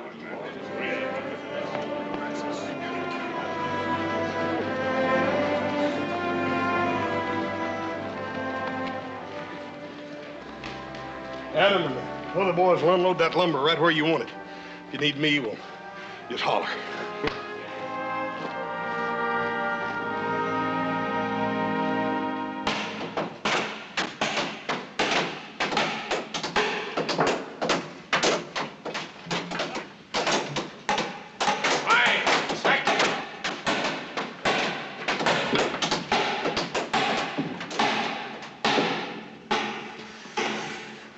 This is fine. You go now, huh? Thank you.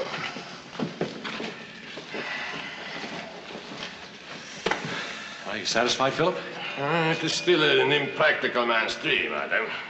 An invention is never completed until it is put to the test of serving the purpose for which it was designed. You wait for me up above. Huh?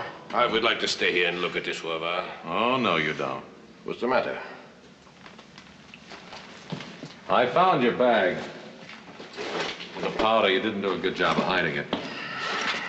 It's too dangerous, Adam. I'm game if you are. I don't want any more men killed. Neither do I. But I would like to be with you. Sort of a promise I made to Gil. All right. We'll see this thing through together. This is good. Now for the final test.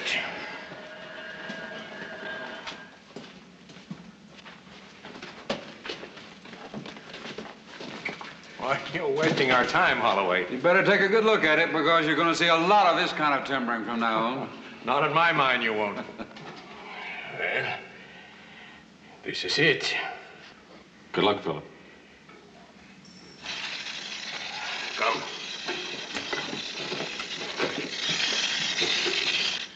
Mr. Holloway, you should not be here. It's still, my man, and these gentlemen are a little hard to convince. You don't understand. We're making a test. Don't test it too hard or your monkey cage will fall down on your head. I hope not, gentlemen. I believe not. But we will soon know. We've set a blast to test it. I can imagine you're being down here with a blast about to go off. Your workmen do it every day, don't they? Oh, yes, but with your present system of timbering. Well, you're standing under some of it now, gentlemen. You may stay here if you feel safer. I prefer to stay over here. So do I. Why, you fool, we'll all be killed. Boys, the old timbering is right behind you. Go ahead, stay under it. You better hurry.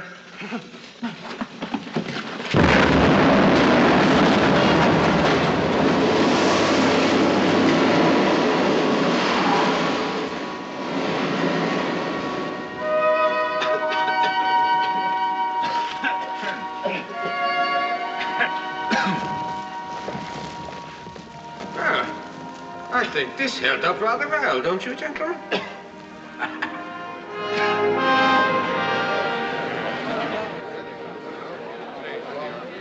Very impressive. But I still won't hold still for it. And why not? Isn't it pretty obvious?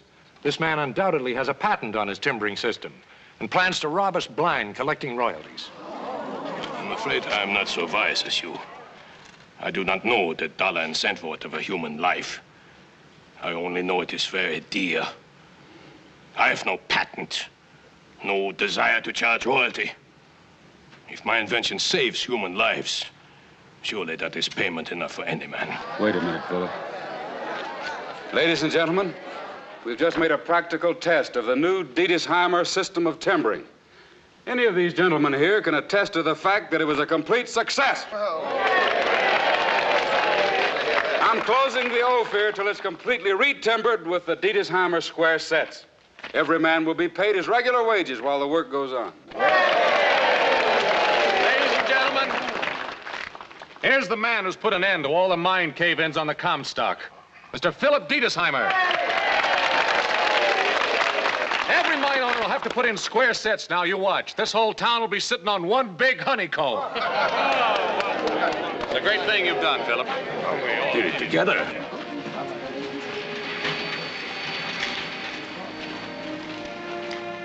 Well, listen, I'm hungry. Ain't you starved? On the contrary, horse. Right now, I feel very full. Mr. Dietisheimer, I told you once that folks is gonna remember you for an awful long time. And they would, too, if they could remember your name, but it's so dang blasted hard to pronounce. Don't worry about that, horse. Names are never very important. Anyway, it's easier to pronounce the Dutchman. Come on, let's get some supper, huh?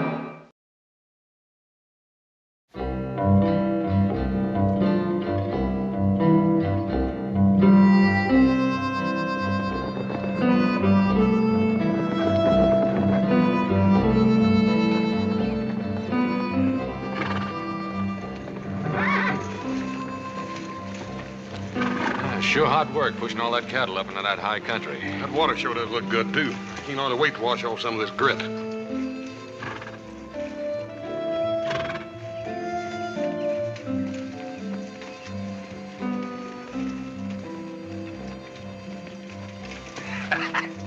Careful, little Joe. That's the closest you've come to taking a bath in months.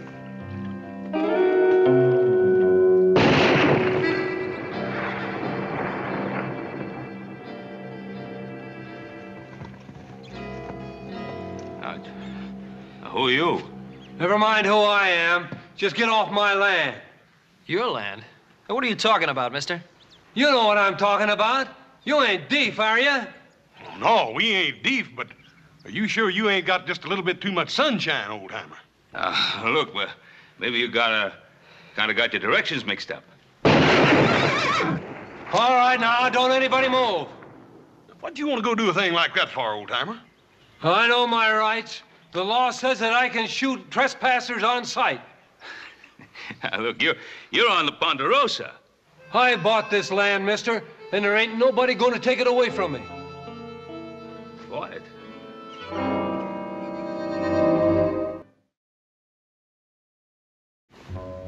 I don't want to kill anybody, but I will if you push me.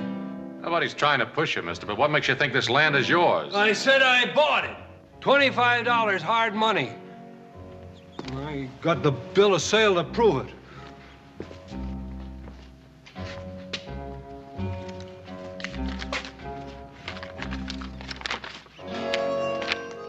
I hereby sell you all the land between the east shore of Lake Tahoe and Sun Mountain for $25 cash.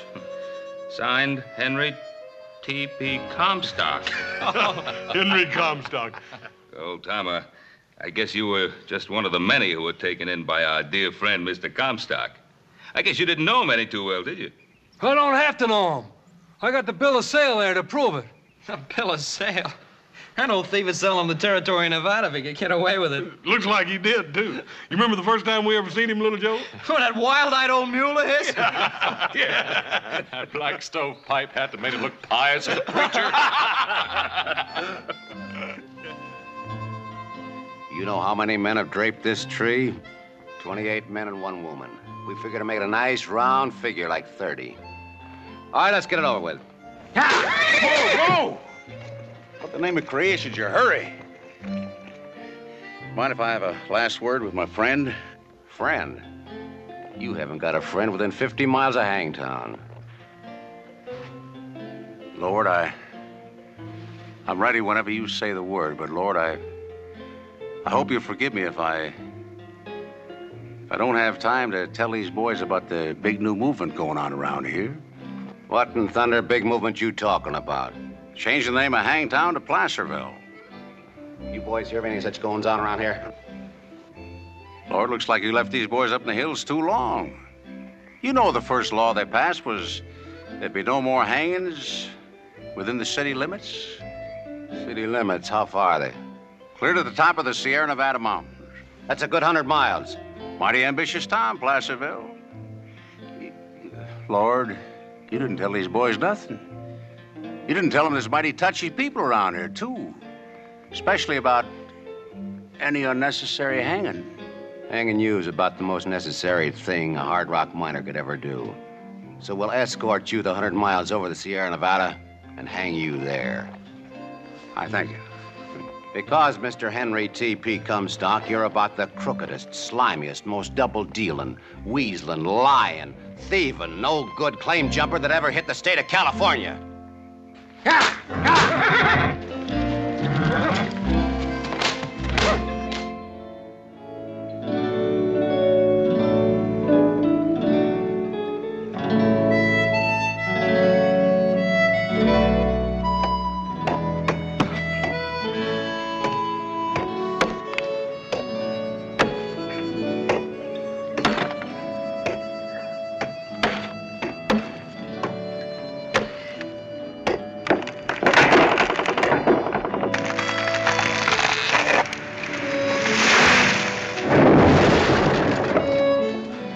4 hours.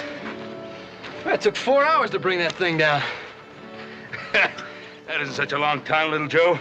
That one, it took 400 years for it to grow. 400 years.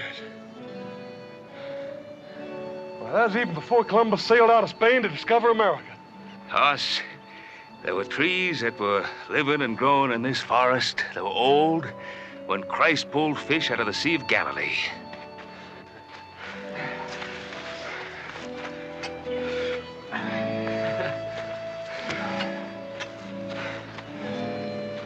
Don't cut unless you plant. That's right, Hoss. That's why we're here. Not just to take from the land, but to give. Yes, sir. Can you see it? 100 years from now, standing tall against the sky. Plant it, Adam. Sure, Paul.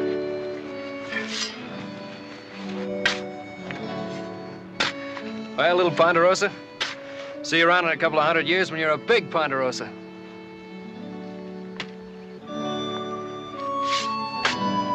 thousands of people who one day will come to this land. Be mighty thankful for what we've done. There's timber up there to build whole new cities. Launch fleets of ships. Hear that, horse? Older brother Adam is planning to build that Yankee fleet of his again. Yeah, well, it's gonna take a mite more water than we got hereabouts to float it in, little Joe. Water?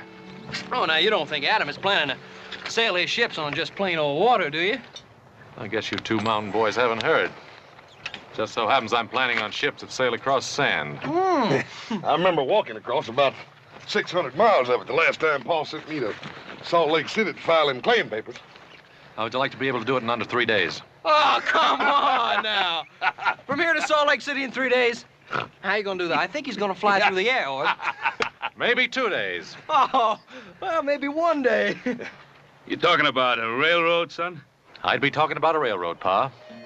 Dreams are mighty good things to have, son. You know what it takes to build a railroad? Track. Track that runs across sand, around mountains, and over rivers. And track ain't nothing but a lot of rail and a bed of ties to lay it on. Cut down all these wonderful trees, provide ties for a railroad. I'd cut them down, Pa. And I'd put new ones in their place. Man, that sounds like a rifle shot. On the California side. Sounded to me like it come off the Ponderosa.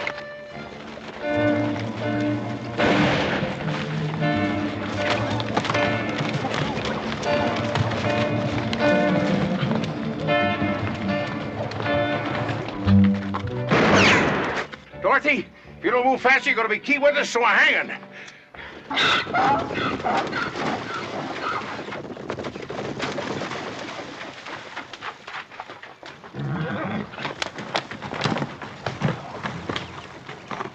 So he thinks he can sneak away on that old mule.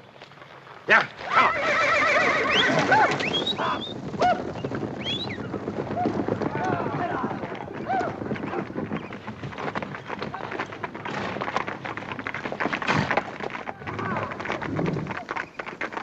How do you feel about 4 men chasing 1 man on a mule? Oh, maybe they have a reason for chasing him. I don't care for the odds. We sure could improve him, Paul. We sure could sweeten them up some at that, Paul.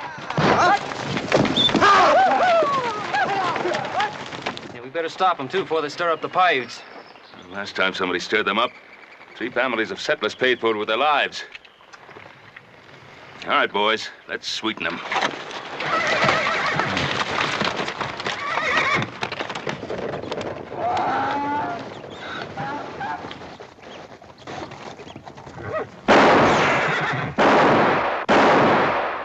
Adam? Yeah. How far over you reckon them fellers are? About a half a mile, maybe. Yeah. It's just about what I figured. Hey, horse, even with that Sharp's buffalo gun you got, you don't figure you can hit a target at half-mile distance. You watch that feller's hat. What the thunder was that?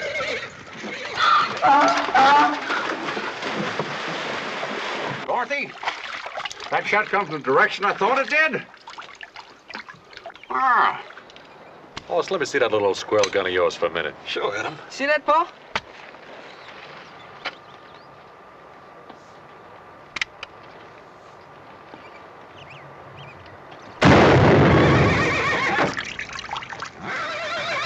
Couldn't be Comstock. He didn't even have a rifle.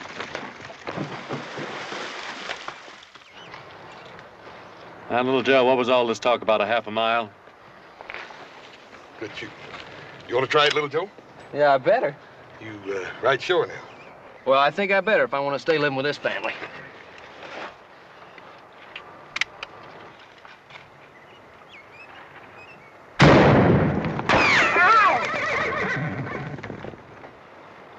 It's a mighty fine old gun you got there, huh? Mighty good shooting. Just kind of thing any New Orleans boy learns to do by the time he learns to walk. Take a crack at it, Paul. Well, if I have to. Just to show you young whippersnappers. Go ahead, you can't miss now. Give me that rifle.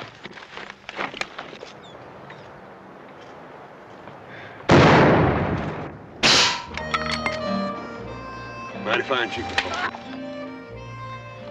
We gotta get out of here, Heck. Them ain't men, they're devils. Where are they shooting from? That's what I want to know. I don't know where it's coming from, but it's the best darn shooting I ever saw. Good shooting, all right, but it's done by men like us, not devils. Thank you for looking favorably in the countenance of this miserable sinner, Lord. I sure do appreciate it. I sure do. And to prove it, I won't lie or steal or ever jump any other fellow's claim again as long as I live. Strike me dead if I do, Lord. You strike me dead.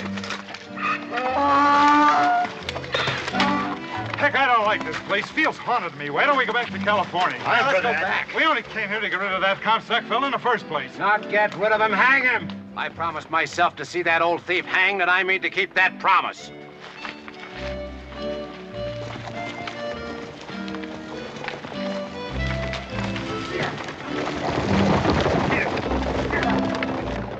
Yeah, I think we scared those fellows off. They're heading back to California.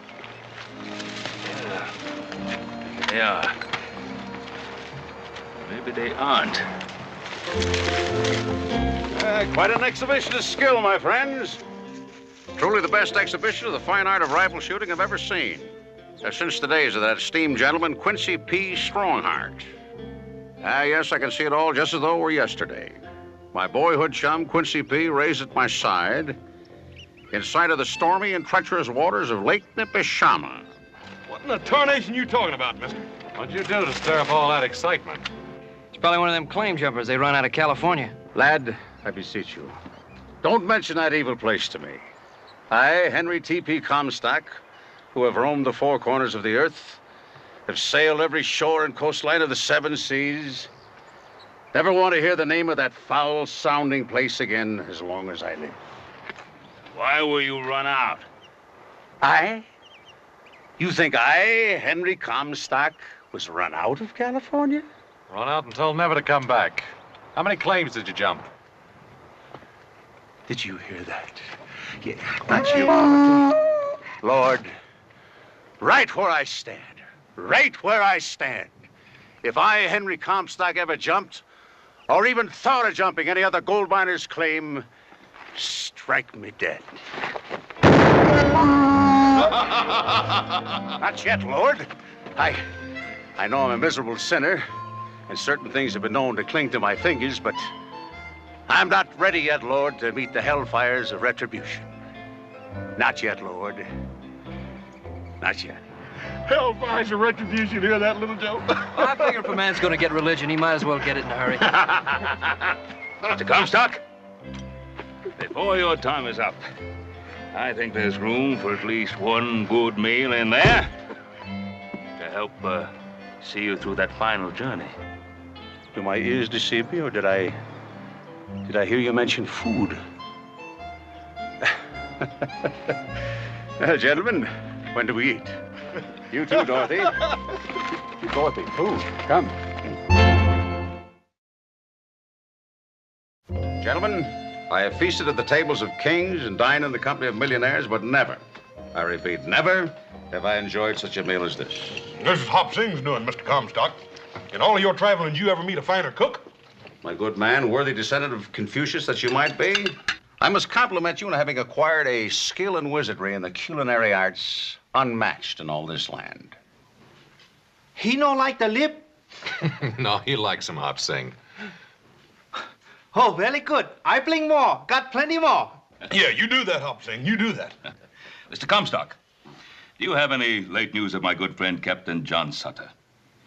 Sir, you're referring to Captain John Sutter of the Sacramento Valley? Are there any other Captain John Sutters? Well, the poor man, he's a cause of sadness and melancholy to all of his friends. What's the matter? Is he getting worse? Not only getting worse, he's almost gone, as has his mind. Young man, pass that plate of sweet corn, please. You mean you're still hungry? I haven't seen corn as smooth and golden as this since I was a boy on the shores of Lake Semihuchi. I thought you said over on the mountain, Lake Nipishama. Nipishama one side, Semihuchi on the other. Lots of lake in that neck of the woods. Well, just what neck of the woods was that? You boys familiar with foreign lands? No. We've never been out of the country. Why? Oh, it's a shame that you can't know too much about wonderful country of my childhood, Canada. Well, this Napatchki and Scouchy Hiwachi, whatever you call it, are they in Canada?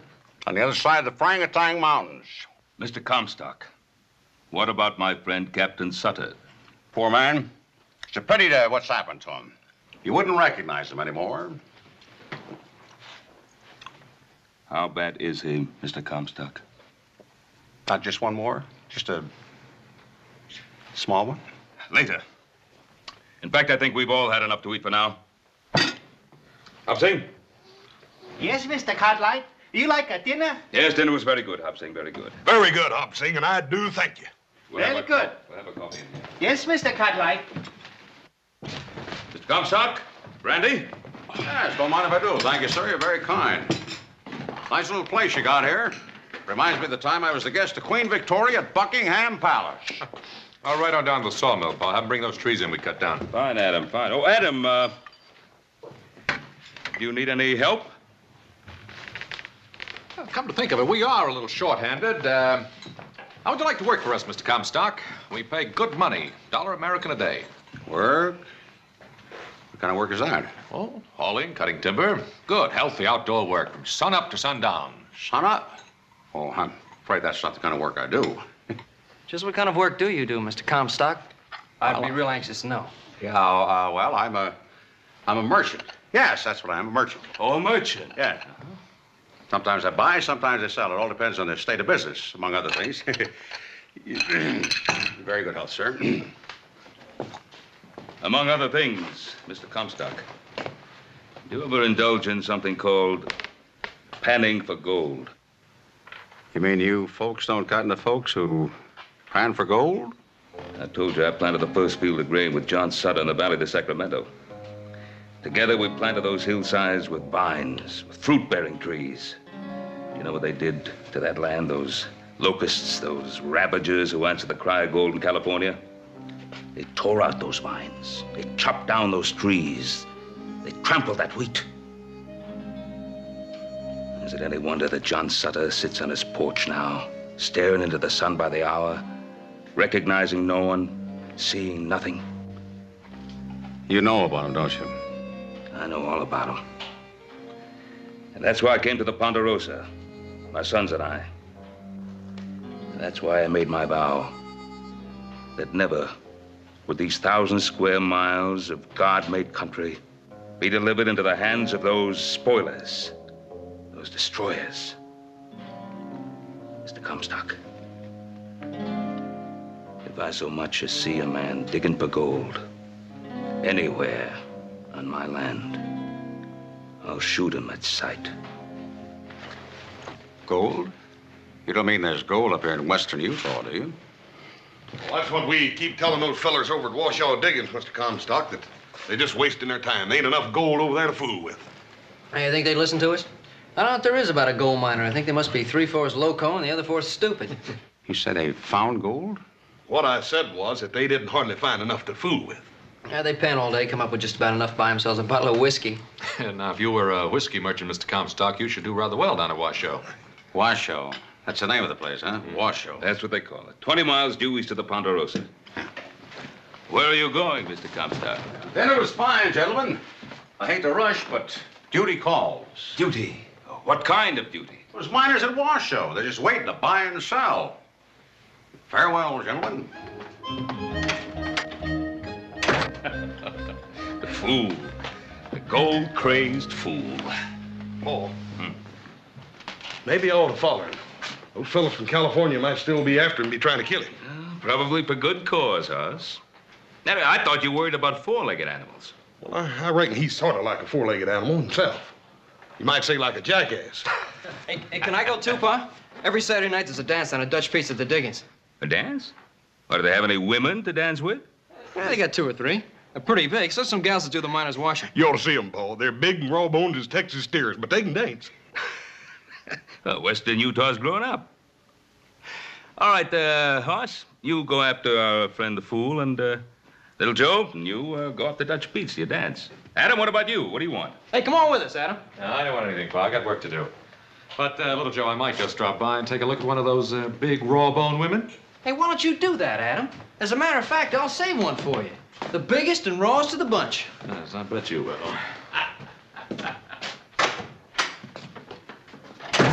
Boy, I sure would like to surprise him with a pretty little gal. There ain't no pretty gals in 100 miles here, little Joe. Hey, but I'm just thinking about one. Just one. Oh, you sure his ma wasn't part jackrabbit? Hoss, his ma was all woman. So was Adam's. So was yours. They left me sons, boy. They left me sons.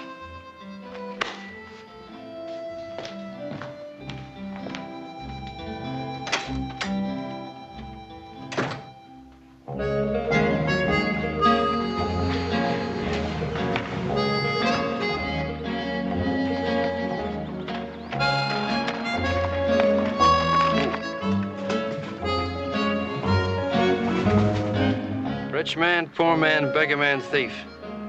Which one do you think he is, Hoss? I reckon he's most likely been nearly all of them at one time or another, little Joe. Still think those fellas from California might be after him? I don't know. But if they are, he's gonna need some mighty fast help. Yeah, maybe so. And I got a real strange feeling that old crowbait can take care of just about anything comes along.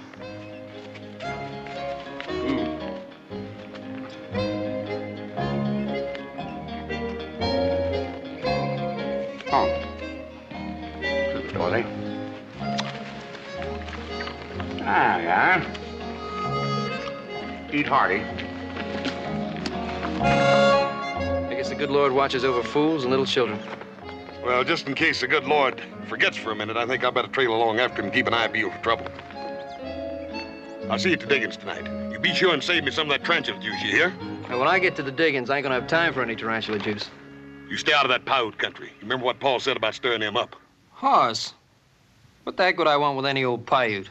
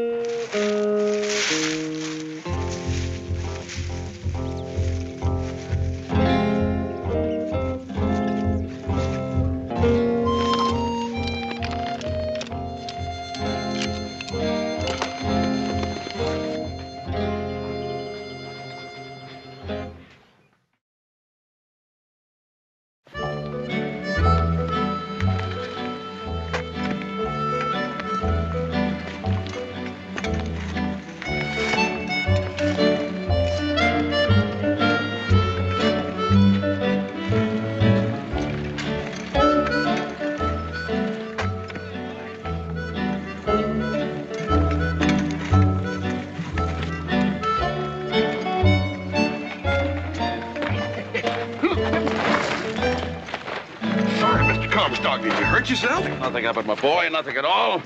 We Comstocks are made of steel. Yes, I can remember Grandpappy the ripe age of 93. Chewing iron bars and spitting out nails. Yeah, I reckon you're all right at that. On the way you fell back there, I could have sworn you broke something. Son, you're looking at a man who did break something. His link with the past. How long has all this been going on? Well, feller's been fooling around these mountains for years. Digging up one side and then down the other. Fighting that blue stuff over there, they call it. Blue stuff? Never heard of it. What's that? Well, I don't reckon anybody rightly knows. Something that gums up something fierce. Makes it hard to get at the gold. Gold. Yeah, the gold. Like the sound of that word, son. It's like music to my ears. Yes, sir. From now on, I intend to confine all my valuable time to the Comstock lode. The Comstock lode? What's that? Everything that meets the eye, son. Everything that meets the eye. You just got here. How can you even think about naming all this after yourself when you only just got here? Son, that just goes to show you how wrong a man can be. Because I got the feeling that I've been here practically all of my life. Greetings, gentlemen. Henry T.P. Comstock brings you greetings and salutations.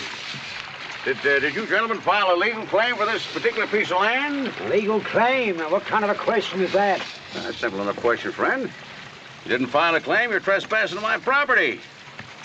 I'm requesting you to move on. Oh, Mr. Comstock, you can't do a thing like that.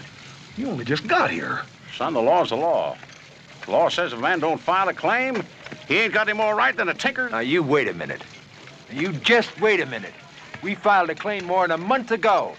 Up at Dutch Pete's, we did it. Dutch Pete's? Sounds like a purveyor of the old evil eye. Now, if you file this claim in a legal-like courthouse... Dutch Pete's legal-like courthouse is good enough for us, mister. And give me back that pan.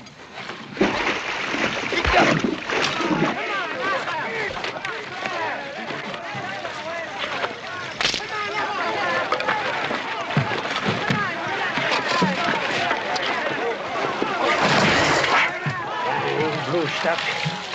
Work and shake all day. You got nothing to show for it but this damn blue stuff. Is this a private conversation, friend, or could you use a little company?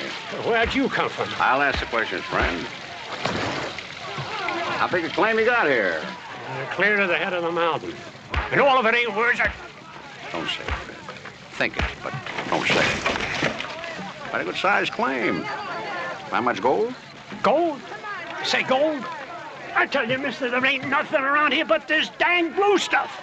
Loud. How'd you like to have yourself a partner? Partner?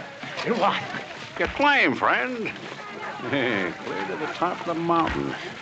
Tell you what I'll do. I'll give you $17 American.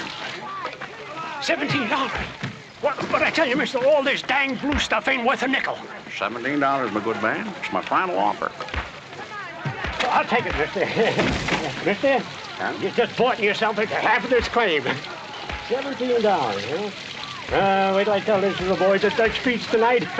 Partner, there's something else you're going to do at Dutch Pete's tonight, too. Now, at properly arranged time. I want you to break... You follow me, friend? Close.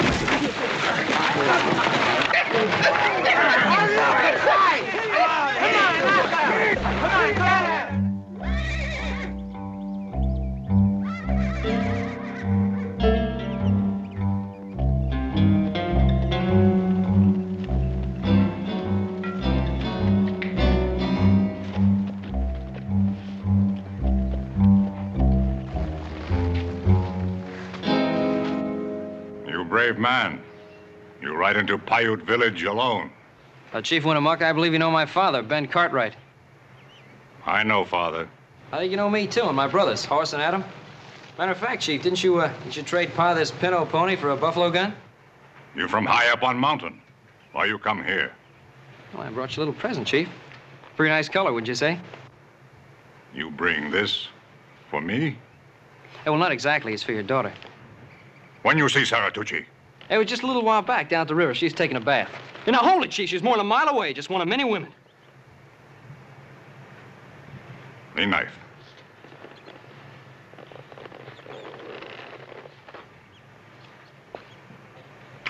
Other women, much big, plenty fat?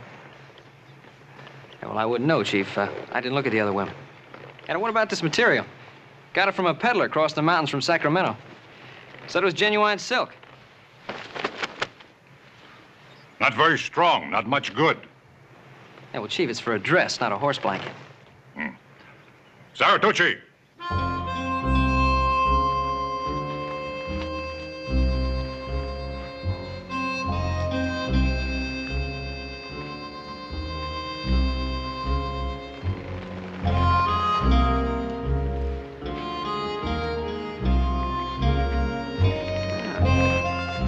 Now you look like a real princess, ma'am.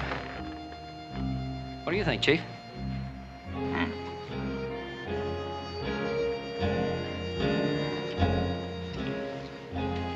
Sure fine tasting meat, Chief. What is it? Rattlesnake.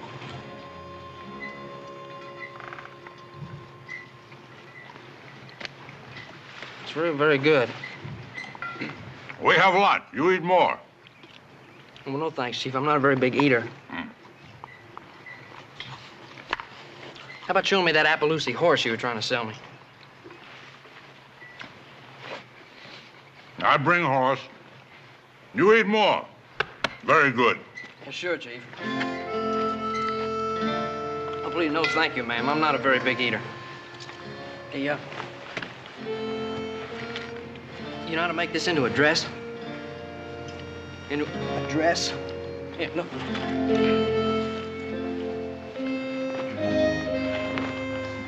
See? Yeah, well, see what I mean here? Now, yeah, well, look, now, it doesn't look too good on me. Look, you try it. Sort of, yeah, you do it. That's it. That's... Yeah. Hey, you getting the idea, Princess? Yeah, that looks nice. Hey, now, listen, there's a dance down at the Washoe Diggings. A dance? You don't know dance? Look, a dance. Dance, dance. There, you know? You like to dance? Yeah, well, good, so do I. Now, listen, don't tell Chiefy, all right? Yeah, good, because he'd scalp me if he knew what I had in mind. Now, you meet me where the river meets the meadow. Just beyond the waterfall. Then, Princess, you and I are gonna have ourselves a dance.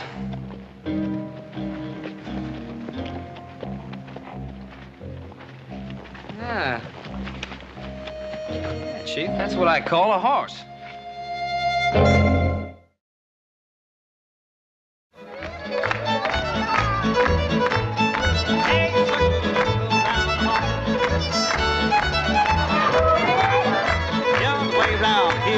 Walk on, be long with your toes.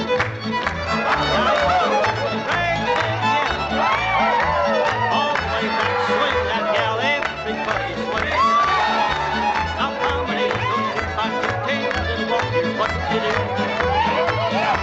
Now ladies, consider, form a little ring from the outside, and ladies go right, gentlemen go left.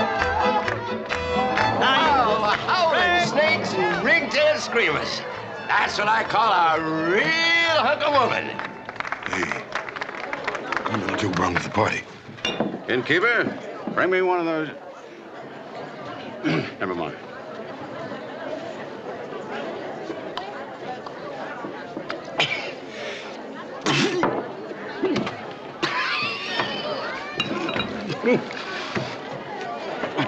Young fella, I come from Virginia, which, as you can no doubt hear, is a pretty well-known fact hereabouts. You drunken colt! You don't even know where Virginia is!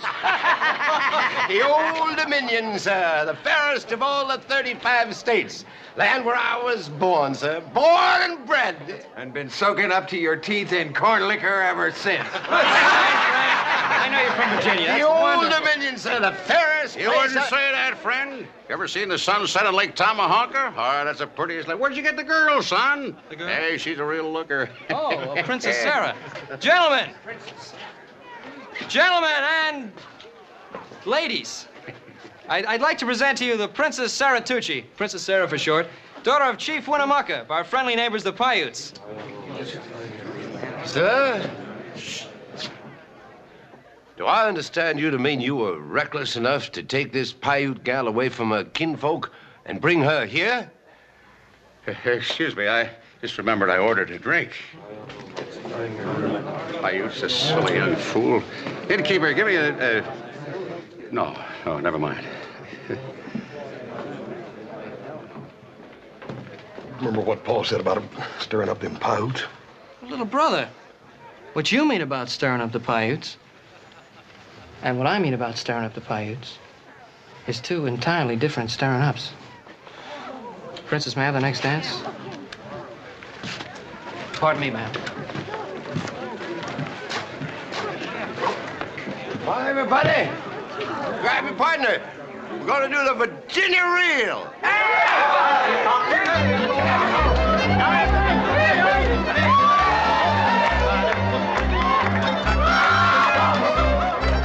Now forward again, left elbow swing all the way back, place again.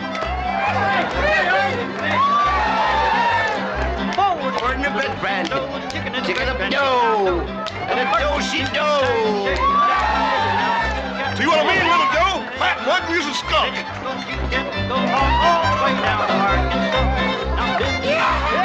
Hey, Comstock's right. See the look here, boy. Of course, I prefer them wider in the tuna and broader in the beef.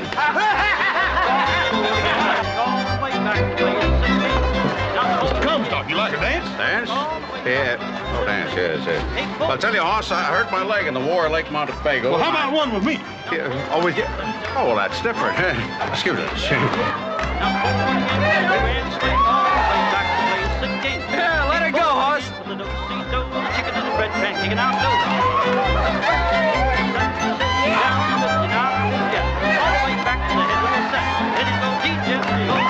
Son, I'll trade you Jenny here and throw in 5 ounces of gold dust. Anytime you want to switch partners.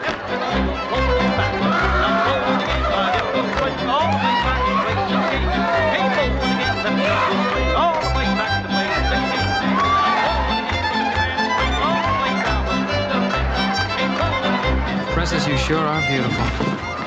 No, you really are. I don't know if this has ever happened to you before, man, but you're so darn pretty.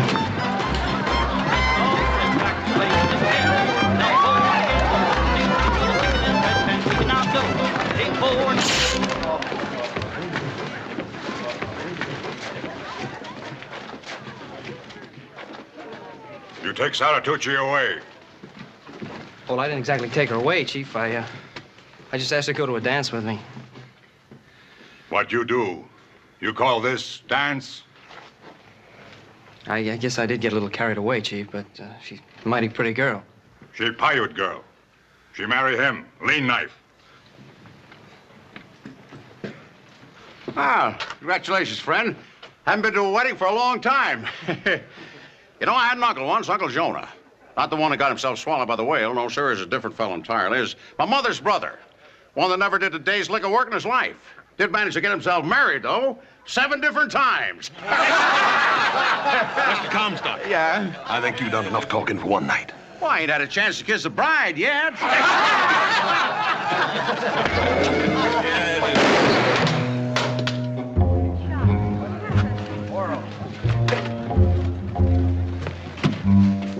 My sons seek no trouble with the Paiutes, Chief Winnemucca.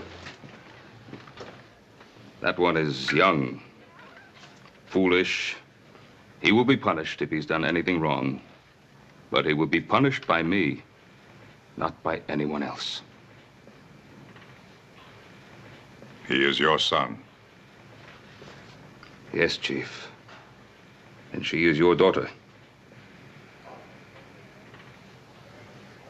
Take her home.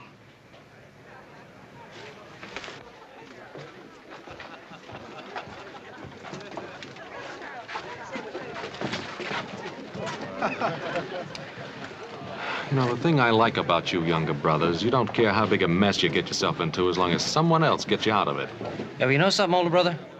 I just knew you'd be here in time. Just in time to march you back home. Now get. Now, wait a minute, Paul. We can't go yet. Adam here ain't even had a dance. Now, where'd that old big fat gal go to? Why, you horse-faced, spindle-legged old sidewinder, I was the one buying the lady a drink. Next time I want a bath, friend, I'll arrange to have you talk at me. Innkeeper, pour this young lady a shot. Don't you touch that, ma'am. That stuff will poison you. Bartender, pour the little lady a drink of your best whiskey, the kind that we drink down in Virginia. My dear young lady, I've traveled the four corners of the earth, sailed the seven seas. I'm here to tell you the swell-eyed rake of Virginia will ride a skunk's gut.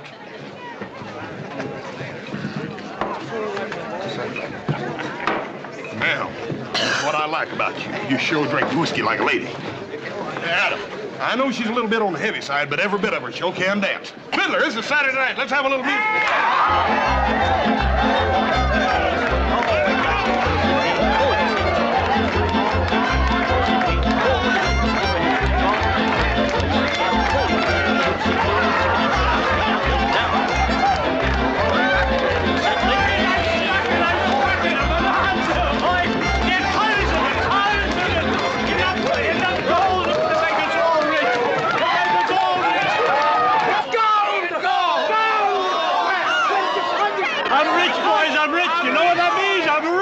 Cut it in, Mike! I'm rich, boys, I'm rich! Cut it in, Pike! There's a whole legend. A ledge 50 foot wide, a solid ledge of gold. There's a bonanza! Where, Pike? Where? Pike! We're your friends and we tell you where it is! Up 6 Mile Canyon, head of the mountain, you dang Let's fool, go! where you think?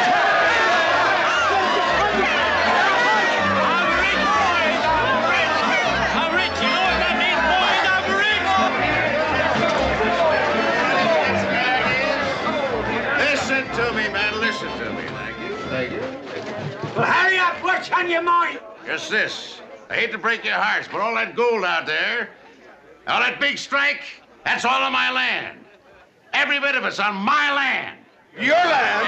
Yeah. When did you stake a claim to it? This afternoon, friend. Ask my partner there, Mr. Pike. We're gonna call it the Comstock Lode. Is that true, Pike? You sell this old horse thief part of your claim? Now, wait a minute. Show you what kind of a guy Henry T.P. Comstock is. I'm gonna cut each and every one of you in on a fabulous Comstock load for $100 a piece American. Cash on the barrelhead.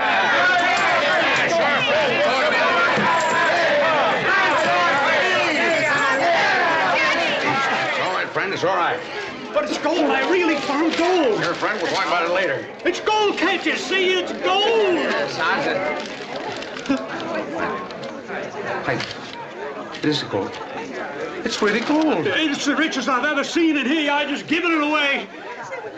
I didn't know. I didn't know.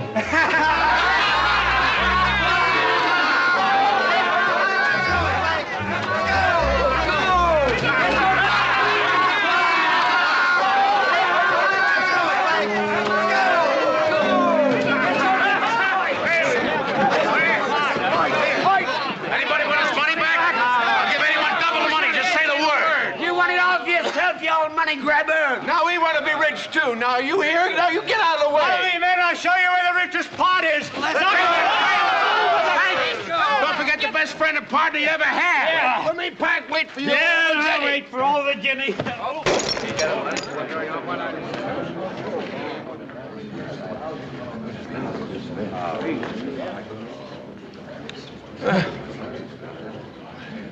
Just so it won't be a total loss, I hereby baptize this place Virginia!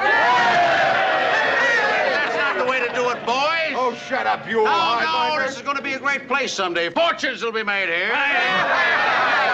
We'll make fortunes so great we're going to need help counting our money. So it ought to have a fitting name. Shouldn't just call it Virginia. We ought to call it, Virginia City.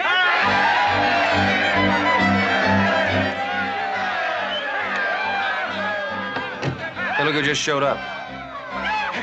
Did you hear him? They found gold. Yeah, I hear him. Those are guys after Mr. Comstock. They're not even thinking of Henry Comstock now. They're thinking of only one thing: gold.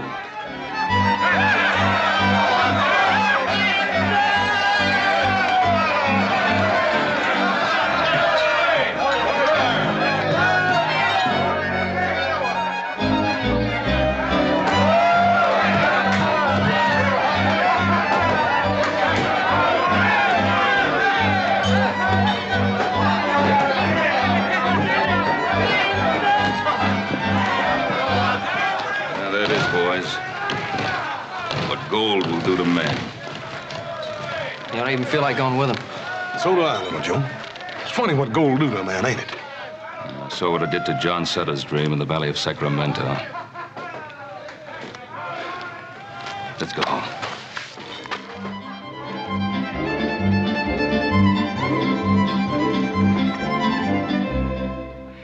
Well, there you have it. The story of Henry T.P. Comstock. He sure fooled everybody here, didn't he? Yeah, he did. But I guess most of all, he fooled himself. That claim he jumped. You know, they've taken millions of dollars worth of pure silver out of there. And would you believe it? Old Henry sold that claim for, what, $11,000. Hearing that, I don't feel so bad about that worthless piece of paper there. Worthless? Well, I wouldn't say it's exactly worthless. So you paid $25 hard money for it. What do you say, boys? Don't you think it'd be worth $25 to have a memento of our dear departed friend? You know, I bet that old crowbait's still jumping claims. Here you are, old-timer. $25 and a little more. Well, thank you kindly. Let's go, boys. Take it easy, old-timer. We'll see you, old-timer. Yeah.